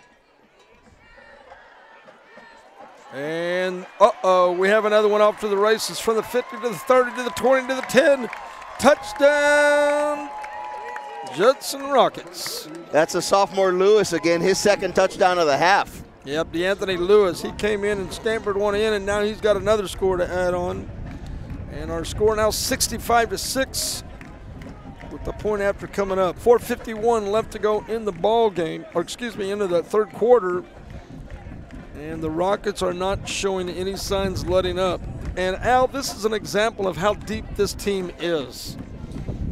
Yes, it is. They're not a 2-headed or 3-headed monster. It's more like 6 or 7. And those monsters are on both sides of the ball. Yes, sir. Mwamba with the kick is good. And our score goes to 66-6. 4:51 left to go in the third quarter. This one all belongs to the Rockets of Converse Judson High School, which is located out of San Antonio. A lot of action for you tomorrow. Real Sports Live going to have some more action with you. Nathaniel, when you want to tell them a little bit about what they've got going on tomorrow. Tomorrow we got the La Feria-Lavernia game, which is going to be up in Corpus.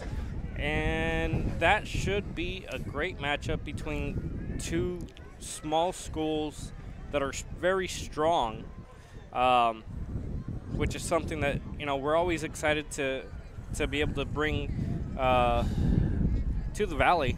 Those smaller schools that people say, oh, well, they're small, so, their sports have to be less. So, we do everything we can to get rid of that little stigma that it has on it, because it's really not that.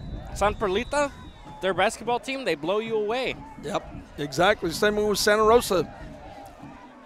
Team that's been in the Final Four 3 to 4 times. And we covered them last year. Yes, sir. I did the play-by-play with my good friend Joe Bowling. Kickoff here to the Greyhounds, and it's going to be hit and fumbled, but the ball is going to be fumbled out of bounds, so it'll belong to the Greyhounds. As they'll take it over, it looks like at about the 19-yard line, where it'll be 1st and 10. And as we have a few seconds here, let's go ahead and show that replay of that touchdown. We were trying to bring that up, had some difficulty, and quarterback just handed it off, and it would just be down to the end zone. I have all the faith in the world with you, Nathaniel. Our #1 producer at the controls tonight, doing a marvelous job. Greyhounds on the off tackle is the draw play as he comes in, and the San Benito quarterback, Cavazos, brings the ball all the way up to about the 40. He's going to say 41. They're going to get a smaller spot, but it is going to be a first down for the Greyhounds. Nice run by Cavazos, and he brings them right back up to the line. And oh, looky here. Looky here. And the Greyhounds are moving the ball as they take the ball down to the 29 with 4:22 left to go in the third quarter.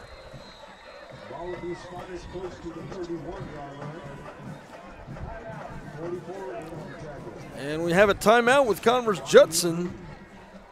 Unusual play there, Al, but essentially what the Greyhounds ran was almost like a hurry-up offense. Well, but they don't have time to waste. They've got 16 and a half minutes left in the game, and what many would consider an insurmountable lead, but I'm sure they're not preaching that over on the other sideline. They're saying, let's get in there, get in the end zone, and get the ball back. That's exactly right. It's like you said earlier, there's no, huge point play that gives you all those points at once. You got to give them back 6 or 7 or 8 at a time. There's no better time to use a rush defense than when you're in a rush. That's exactly right. And, with it being said, we know that there's a lot of backup players for Converse Judson on the field right now, but that's okay. That's what San Benito needs to do, is they need to take advantage of the players that are on the field and run their offense and continue to do what they do best. And Doug, Austin Westlake is leading now 28-0 in the fourth quarter. Double reverse there and a quick pitch, and then the next thing another trick play, and it's overthrown. A 3-back pitch, as you see the quarterback hand off to the back who swung back, who handed that back to the other back, who then pushed it back to the quarterback, then threw the ball into the end zone, but overthrew the receiver. An unusual play there, Al. Well, a little trickeration out of Coach Gomez's bag of tricks there, but you're down 60 points. What do you got to lose? Exactly. Cavazos moves it up. He's going to pick up at about 5 yards on the play. I lost the ball on that one for a second, Doug. Yeah, he did, but he got it back. The thing is that that's not unusual to happen when a player's going down. Sometimes, they got it, make sure that the ball is whistled down. Cavazos on the handoff, and he's going to maybe lose a yard, maybe 2. Back to that trick play, when you read about it in the paper tomorrow, it'll simply go down as an incomplete pass. It's an incomplete pass. Kind of like those 400-yard fly balls that are harmless outs. Exactly. You always like that 400-yard foul ball. Oh, man, did you see how far he hit it? Yeah, but it was foul. Cavazos back. Now he's going to try and air it. He's got a receiver. He's wide open. First down for the Greyhounds. On a fourth down pass play, Cavazos connects to his receiver. That electronic one is really easy to read, Doug. Yeah, it is. That's a great one. Cavazos was pressured heavily again on that one, and he's fortunate to get it out. And he connected with who on that play out? It looked like that was Anthony Torres, but I wasn't 34, for sure. 34? 34. Yeah, that's Antonio Torres. Cavazos again throws a dump pass, and the receiver did not have his body turned the right way. Had his back to the quarterback out. Now, I can't see the number, but that big boy down there looks like an offensive lineman. He may have been downfield illegally. Downfield. Well, I didn't know. I thought I saw a flag on the field. I guess not. 3:04 left to go in the third. Greyhounds trying desperately to do something here to get some points on the board. And the draw pay is in. He's in. He's for the touchdown. Nice play there, Al, because we saw Cavazos almost run like a draw play, but then kept it and then turned around and busted up the B gap. And they ran a little misdirection because the guard over on the left side pulled that way. Pulled out, yeah. Drawing some of the defenders to that side. Then they came and ran it back to the right. Right. Well, I'll tell you what, Al, they lost me there. I didn't know what was going on. Yep. 2-point conversion attempt for the Greyhounds and a bad snap, and they're going to be barely able to cover it. And that's what happened last time that they had a touchdown. Yeah, 2 bad snaps on the point after attempts. Yep. So they're stuck on 12. It's 66-12 with 2:56 left here in the third quarter. 54-point lead for the Converse Judson Rockets. 2:56 left to go in the third quarter. That doesn't stop the dogs from growling on the PA system behind us, though. Never does. Never does.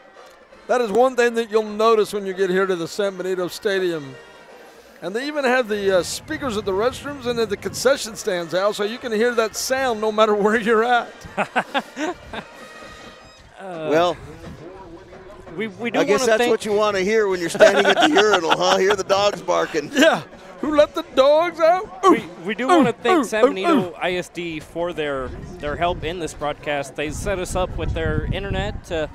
Press box was taken by the away coaching staff, but they spared some room here in their stands as it was supposed to be a full house, and we're thankful that they were able to work with us on this third round playoff game.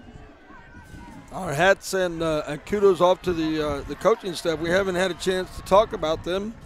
Their AD and head football coaches, Mr. Dan Gomez. Their offensive coordinators is Steve Matacoin. Defensive coordinator is Mr. Johnny Garza. The special teams coordinator is Benny Ellison. The assistant coaches are Jimmy Young, Randy Castaneda, Jeremy Harris, Rich Garza, Judson Savage, William Huerta, Omar Gonzalez, Chris Mojica, and Felipe Rodriguez. And, of course, the athletic coordinator is Ramiro Partida, and the athletic secretary is Almadi Gonzalez. The high school principal is Isabel Solis. And, of course, the superintendent, who is a friend of my broadcast partner. Thank you. Dr. Nate Carmen, who I think had a birthday. Is that right? Al? That's what it said on the scoreboard. Yeah. So we'll pretend it's his birthday and celebrate for him when this one's all done. There you go. Yeah. 2:49 left to go in the third quarter. Converse Judson in a different look of their offense now, Al, and maybe they may be running the ball on the ground trying to burn clock. Yeah, once again, Cornelius, 170-pound junior in at quarterback. Right. That's a big question that comes up, Doug. When do you start doing your running game to run out that clock? Well, you look at the scoreboard, you look at the time. You're at 2:18 left to go in the third quarter here. So right now, when you run the ball, you're going to burn clock. And for Judson, in this game anyway, their running game has been equally as effective as their passing game. So there's no drop off. It's not like they're sitting on the ball and going to go 3 and out and punt. No. And the other thing is that we've watched the game clock. We haven't seen them any hurry-ups or rushes. for any delay of games or anything of that nature. Very well coached football team. And on an end-around run right here by Judson. Looks like he's going to pick up the first down, but the clock continues to run. Now, in high school, like college, the clock stops only to move the chains. And once they do, then the clock should restart, and it does. As the official winds his arm, signaling to move the clock. 1:28 left to go in the third quarter. Converse Judson, 1st and 10 from their own 30. The running back, too, looks like it's, I thought that was Chandler, but then I thought, no, he's on the sideline. So I'm not so sure who that was that picked up that yardage for the Rockets. It was number 8, Isaiah Washington. Yeah, it was number 8, yes. Isaiah Washington. 160-pound sophomore. And, gentlemen, we have a final from Corpus. One Valley team falls 28-0. So the Edinburgh Vela folks have wrapped up their season. They're the SaberCats, if I'm not mistaken, right? They are. We did their softball game last year against Harlingen South. Yes, we did. Converse Judson with the ball. It's first and about 16. And it's going to be trying to get outside. And that is Isaiah Washington. Alan, you saw a little bit of speed there, but a little containment by the Greyhounds. Well, yeah, speed is nothing that these Rockets lack for. There's speed on both sides of the ball. You know, and that's something that I've always heard. My dad used to tell me this back in the day. You can't coach speed. Rockets with the football. The inside again with Washington. And then Washington's going to pick up at about 6 yards. They're going to bring the ball to about the 33-yard line, depending on where the spot. And that may bring us to the end of the quarter as it winds down to 12, now 11, 10. Yep. Rockets in no hurry. None. Yeah, and they don't even have to worry about the play clock, as it's not even close to the difference in the game clock. And we have played 3. Your score right now after 3 in this 6A playoff game. The Rockets of Converse Judson all over the Greyhounds, 66-12. And we'll take a break. You're listening and watching Real Sports Live, your home for all of the sports coverage of Valley teams. We'll be back in just a moment. Let's go pay some bills. We'll be back. TVNS specializes in provider services, respite care, and emergency response services. TVNS are pioneers in the home care industry, in service for over 37 years. 11 locations from Brownsville to Corpus Christi, from Harlingen to Laredo. Today's game is sponsored by TVNS, the pioneers in serving our community with the highest quality in provider services.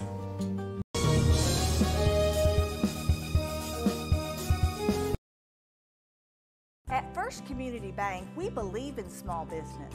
Playoff match. The Converse Judson Rockets are all that we thought they would be. A very strong physical team, and they have been in control of this one all night long.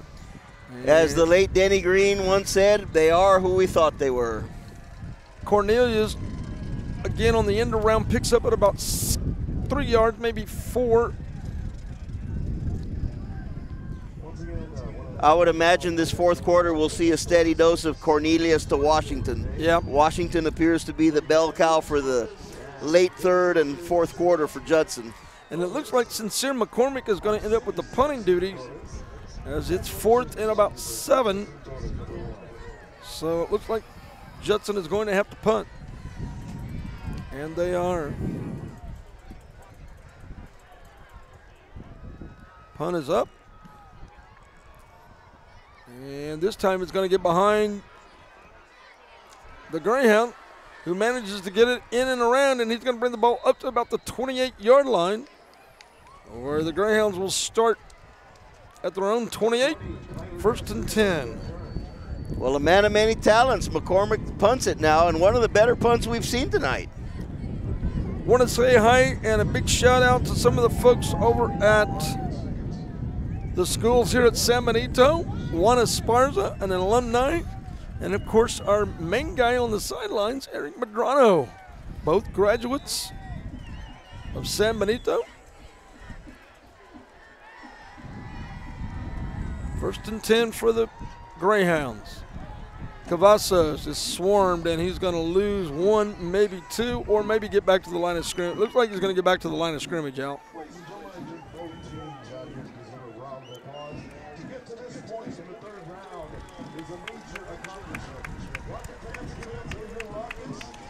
And the Converse Judson fans having that three and a half hour drive back home to Converse after this game.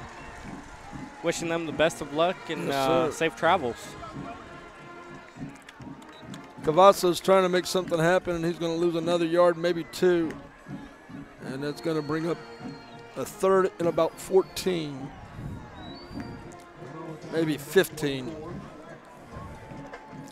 Well, Al, the one thing is they can tell their kids and their grandkids that their team made it to the third round of the playoffs. That's right. They have nothing to hang their head about. No, not everybody gets to say that. You know, third round of the playoffs, not bad. And just sometimes you run into a team that's bigger, faster, stronger, and heaven forbid we say it, just better. And well, that's just how life goes. Jerry's World will just have to wait another year. That's a very true statement. You know, the other thing is we have to remember that this Converse Judson team has no losses. And when you look at a team that has been that powerful, who averages around 41 points per game, as we looked at their scores and their schedule throughout the season, they're a very strong and physical football team with a lot of weapons.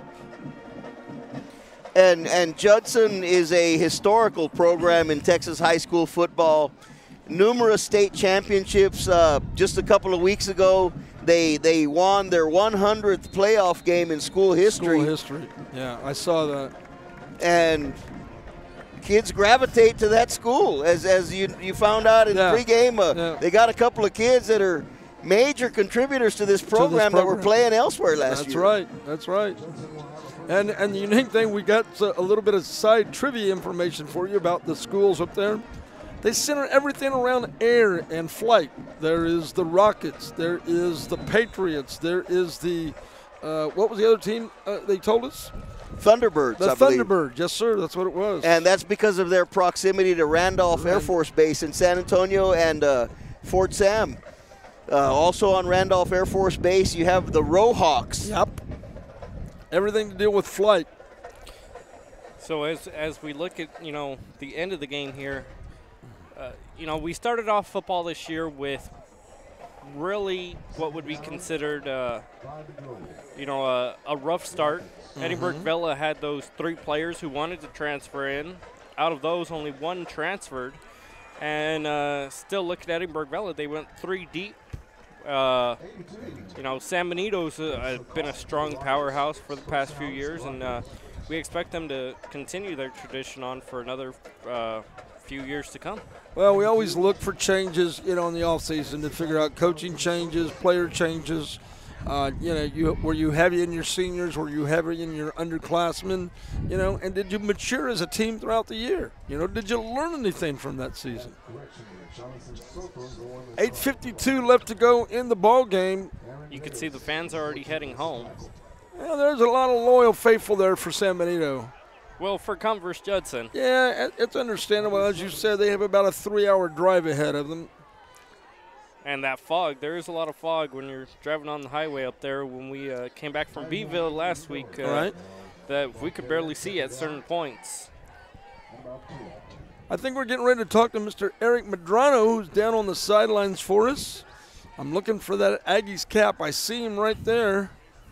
So I'm wondering if he's about ready to talk to us, because I know they're getting ready to celebrate there on the Converse Judson sidelines. And big defensive play by number 98 by Nathaniel Garcia, making the stop for the Greyhounds. Now in at quarterback for the Rockets is number 29, Damian Crew. A 170-pound sophomore listed on our press guide as a wide receiver, but he's taking snaps in the backfield now. For a second there, you said Nathaniel. I thought, no, I'm not down there. I'm up here, Doug. Yep. Converse Judson leading this one with 7:30 left to go in the ball game, and then we've got a big run right here at first down. As number 29 for the Judson Rockets is going to be Damian Crew. So either he's being looked at as a potential quarterback for years to come, or this is their Wildcat package. Wildcat offense. Yep, exactly. And as I said earlier, you have some ideas about what you're going to look at, what you're going to see. Coaches are going to say, hey, let's put him in, see what he can do, what he can't do. Right now. And Doug, our sideline reporter, is on with us now. Eric, what do you think down there? Are they getting ready to celebrate down there on the sidelines? Do you hear? Eric, can you hear us? Our sideline reporter, Eric Madrano, on the Converse Judson sidelines. Are they getting ready to celebrate down there, Eric? All right, you're on. Hey, Doug, Al. Yeah, here late in the fourth quarter, I'm in the middle of the fourth quarter, game all but over, but on the Judson sideline, a lot of these players very motivated, want to finish this game out.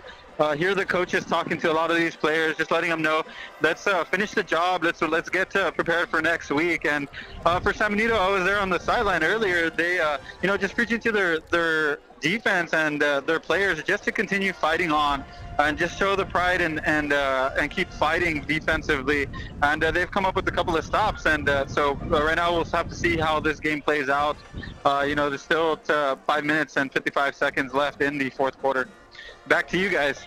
Yeah, we just went under 6 minutes. Converse Judson on their third quarterback. A true San Benito fan. Yeah. 5 minutes, 55 seconds. And alum on top of that. So, yeah, definitely. But really, that's all you can ask these kids at this time is just keep playing hard. That's it. That's exactly right. We got a flag here. We're going to probably have a little unsportsmanlike. And I think that's what the call is. We'll wait for the official to give us the official name of the flag, what he decided to call. Late in the game, 5:34 left to go into the ball game. So after this, Doug, I'll ask you about a sports story that I saw today. All right. 66 for the Rockets, 12 for the Greyhounds. It is all Converse Judson tonight in his third round of Texas high school football in Class 6A, the big schools. Starting to see some white jerseys that have not played and some fresh bodies going in.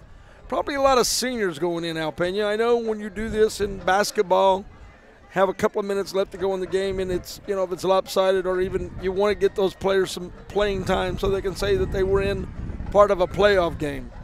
That's right. Some of these kids that maybe don't get a lot of playing time during the year, bringing them in. Now, looks like I see number 9 out there again to Marvin Leal. He's going to line up on offense. It looks like it. And then all of a sudden somebody's called a timeout. Looks like San Benito was called a timeout. We'll be back with 5:30 left to go in the ball game. Rockets in control of this one. August Nursery and Flower Farm. They found Ricky Leal at First Community Bank had the financing to help them grow. Make FCB your bank.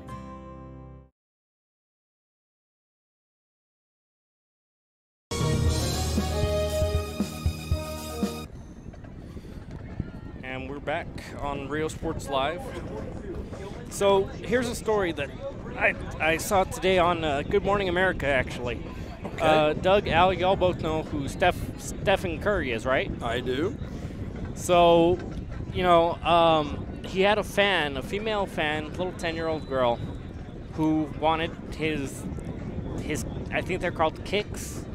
And so she went online, and they only had them for males. Wow, what a kick there. Well, sorry to interrupt your story there, Nathaniel, but the Converse Judson just put in a 42-yard field goal and have now increased their score to 69-12. And that wasn't Mamumbo. That was the other kid that was the kicker there. Al, they brought in 99 somebody else. Villarreal. That was Villarreal. He was their starting kicker for tonight's game. You know, a lot of schools, when we look at this, several years ago, you wouldn't see high school teams, unless they were the bigger schools, go for the single-point conversion. Almost everybody went for the two-point conversion, and then it became popular to go ahead and try for that extra point with the kick. Well, the kicking game has evolved in high school football to that point. Yes, sir, because you can remember, like I can, that field goals were almost unheard of in high school football. That's right. And now we're seeing it, and I saw one at a Santa Rosa middle school game. A young man by the name of Brian Rojas kicked a field goal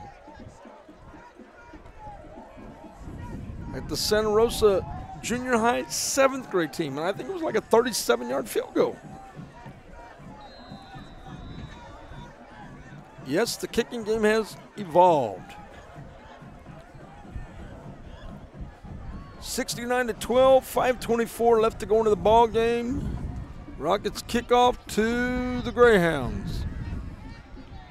And it looks like got a little seam and a run there, and he's coming down the sideline, up to the 40, up to the 45, to the 50, and brought down around the 48-yard line, and the Greyhounds spark a little life there with a good return there out. We figured it was Smiley Silva on the return, and it was a little tough to see the numbers when we're up here at our vantage point. Those numbers kind of blend in with their jerseys out. It's a little tough to make them out from up here. Yeah, about the best you can see is that yellow outline around the number, but still not real clear when they get on the other side of the field. Exactly. They need to run more plays to the left. Greyhounds. And here come, well, almost one. Cavasso slides, and he's going to pick up at about 6 yards on the play, so that'll be making second. Now a little liberal spot came back, so it's going to be about 2nd and 7. Well, that's an easy one when the quarterback keeps it. You don't have to wonder who the ball carrier is when they start passing it and giving it to these other guys like that right there. Quick slant doesn't do any good for the Greyhounds. Now you can assume that Smiley Silva number 8 because he's one of the favorite targets. Yeah, and it was, I think, at that point.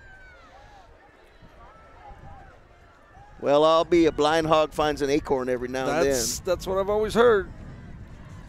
Anthony Torres, also one of the receivers for Cavasso, has been a little quiet tonight.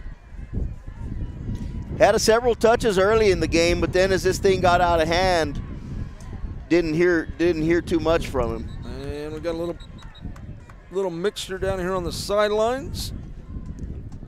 And the clock continues to run as we're getting ready to hit the 4-minute mark. So what's the temperature now? It's cooled off a little bit. Yes, it has. We weren't supposed to get below 70. 68 degrees, so it dropped another degree out here. And the wind increased to 8 miles. Well, you heard that. The wind has blown and has probably played a little bit of a factor in that. 3:44 left to go into the ball game. Chains are moving. San Benito's picked up a first down. I want to say a happy birthday to a good friend of mine who's also a baseball umpire and also a volleyball official, Mr. Hector Esparza, having a birthday today. I want to wish him a happy birthday. And I want to give a big shout out to my good friend who gave us a shout out earlier, Joel Rodriguez, doing the PA announcing duties for San Benito. I want to say hello to Joel. He also does our PA announcing for our baseball games at Santa Rosa.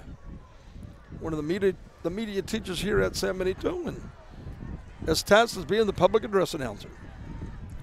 Greyhounds, Cavazos finds the receiver, and he makes a little room, and the Greyhounds coming close to maybe picking up a first down, but they're going to come up just a little bit short, so it's going to be 3rd and about 2, maybe a long 2 or a short 3. So, Al, do they come back now?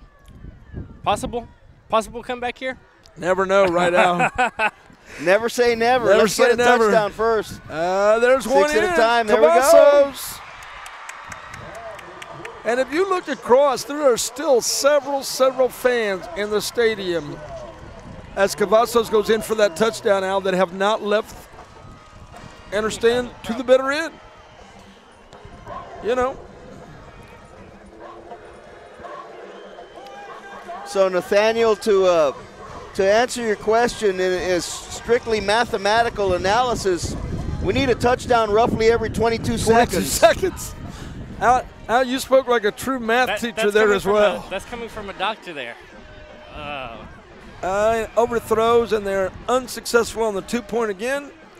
So 0 our for 3 score, on those tonight. Yep, 69-18 as the Greyhounds unable to convert any of the conversions. And with 2:35 left to go into the ball game, Rockets are at 69, Hounds are at 18. Unfortunately, we don't have a stats keeper for tonight to keep you all of the updates, but we can tell you that Mr. Chandler was on fire tonight for the Converse Judson Rockets. He's threaded the needle on several occasions, and on top of that, Al Pena, you know what, was a big problem for the Greyhounds were the linebackers and the quarterbacks that were picking the quarterback Cavazos. Well, it all started with the defensive pressure. Those boys on the defensive line were coming. They had their ears pinned back, and Cavazos rarely was able to throw from a comfort zone. Exactly. But he does put his name in the scorebook tonight as he scampers in for the touchdown. And you know, if anything, he deserves an award for courage and bravery because he stood in there and took everything they gave him. And he's never give up. No. 69-18 our score is Converse Judson on the return. Number 11 for Converse Judson, David Charles on the return. On behalf of the Valley Athletic Trainers Association, we'd like to thank 2:22. So 2:22 here, time winding down. Doug, on behalf of RealSportsLive.com, I want to thank you and Al for joining us tonight and you know, announcing this game, giving us steady commentary, and you know, just all the great work that y'all did for us. Al, we look forward to working with all your teams, and Doug, we're gonna try and cover that Santa Rosa baseball there. There you go. Just make sure that Joe Bowling and Nathaniel get the checks spelled with our names right. Right, Al? Well, thanks for having me, guys. Had a blast. A lot go. of worse things it could be doing on a Friday night other than sitting at a high school football game. There you go. You know, I don't get out much, and I don't get to many football games, but this was a good one. For a round 3 matchup, it was great to see both of these teams out there. Well, let's see if we can hear from Eric Medrano to wrap it up tonight, as we're under 2 minutes to go in the ball game. Eric, are you there, my friend? I know you've done a great job keeping everything going as we're getting ready to wrap up things here. Minute 40 left to go into the ball game, and we'll see if we can get our buddy Eric Medrano to see if the Converse Judson Rockets are getting ready to start celebrating. And there's a hit by the Greyhounds, and that gives the fans something to cheer about. And it looked like, I thought for a second that was Cavazos that made the hit, and it was, Coach. Gus Cavazos, the quarterback, playing on both sides of the ball. Well, everybody's getting in their last opportunity to play positions maybe they've dreamed of never playing. got to play. Exactly. Never got a chance. And coaches rewarding them for their hard work throughout the year. Still trying to get a hold of our buddy Eric Medrano, our sideline reporter. We're under a minute left to go into the ball game. And nobody in a hurry here. Converse Judson may take the delay of game, or they may call the timeout. I'm not so sure. It looks like they may just let the delay of game happen. And that's exactly what they're going to do. Delay of game. And it will be towards the 32 seconds left to go into the ball game, Al Pena.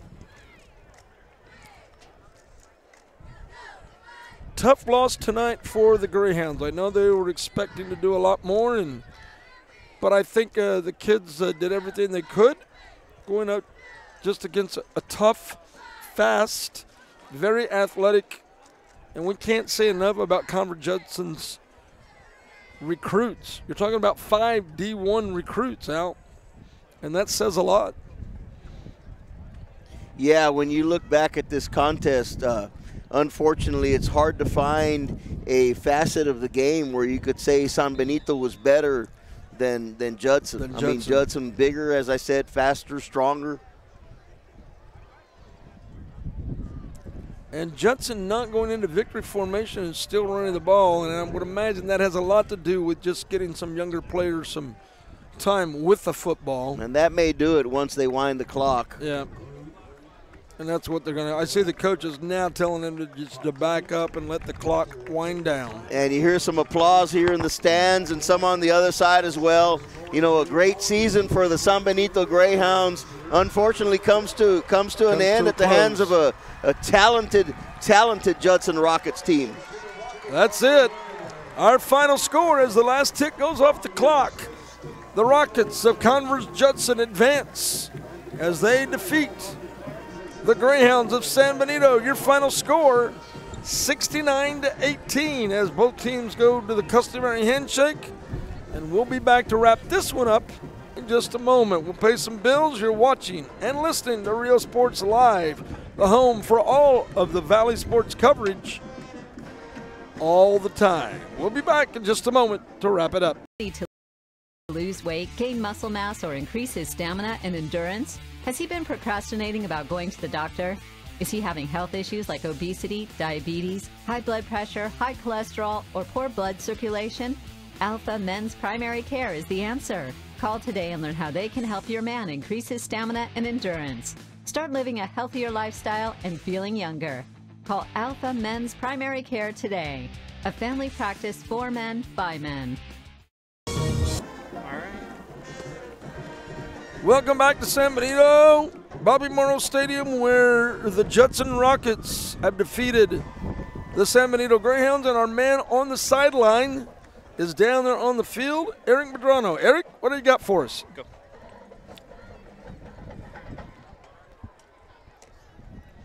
Go.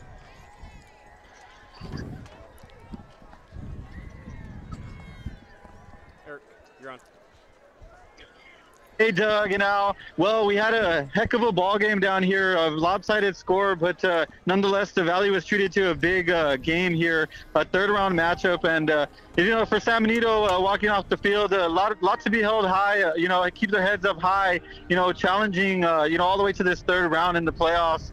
And for Converse Judson, well, they're going to have the winner of Westlaco and Lake Travis, so they got something to look forward to next week, and their journey continues, and you know, getting to hear from this coaching staff, they just preached throughout the whole game for Judson. Just don't be complacent, keep working hard, and you saw that throughout this game. And now we're gonna have to wait and see who they'll face. And for San Benito, well, the seniors, they got to be proud for what they did here and what they accomplished, and for the San Benito community, treating them to a third-round playoff game here in the Rio Grande Valley. Back to you, Doug and Al. Hey, thank you, Eric. You did a great job for us tonight. Things just didn't go the way the Greyhounds wanted to go out. Problems with defense that was all over you. Problems with picks that went into the end zone for 6. And things just didn't go well on their offense. They just couldn't get things on track. But, Doug, on a bright note, you know, these are kids. They're very resilient. You know, they'll bounce back. For the seniors, they've got a few months of school left and hopefully move on to college or the workforce. The underclassmen will come back next year, hopefully be bigger, better, stronger. San Benito's not going anywhere. Nope. Look forward to hearing more from this team in the years to come. And as Eric said, you know, nothing to hang their heads about. No. This was a good squad they came up against. And as I've said for years, and I've always believed this, you know, when people play for a championship, they say, oh, man, we got second place. Well, you know what? When you lose, that's terrible on that night. But the next day, it sure does feel a lot better. When these kids leave this football field tonight, yeah, they're heartbroken and they're depressed that they lost this game. But you know what? Tomorrow morning when they wake up, they can look at themselves in the mirror and say, you know what? We made it to the third round of the UIL State Texas football playoffs.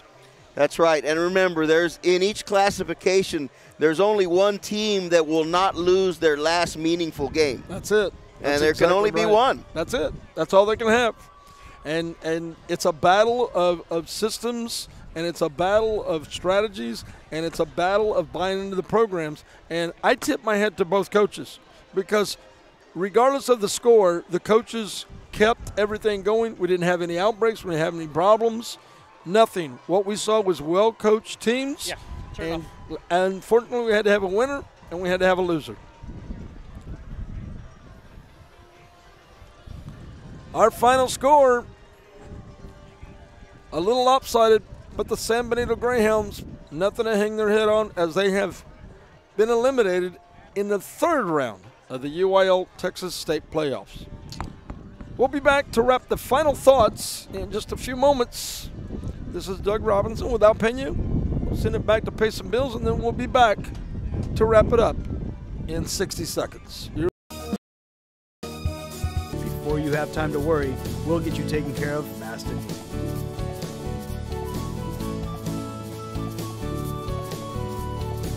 Now you can get back to your day with a healthy smile.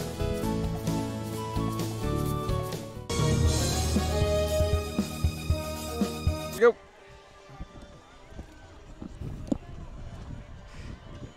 Well, our football game tonight has come to an end. A little lopsided score, a little disappointment for the Greyhound fans of San Benito. On the other side of the coin, the Converse Judson Rockets blast off and move on to the next round of the playoffs, to the fourth round. And they're going to have their hands full, Al, but we saw a lot of athletic talent, and I think next year we'll be seeing some of this athletic talent maybe on Saturday afternoon in college football. You're right about that, and for the Judson Rockets now at this point, the age-old question, where are we going to eat, Coach? That's exactly right. Well, for Eric Medrano, for Alpena, for Nathaniel, the world's greatest producer, and for our good buddy Joe Bowling, this is Doug Robinson. And our buddy Bert, our cameraman, I forgot to mention his name over there. My apologies. We want to say good night, and we want to wish all of our friends at Converse Judson a safe travels home.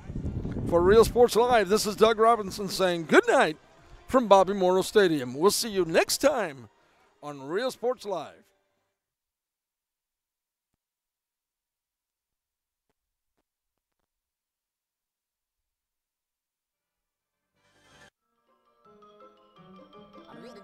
That's all, folks.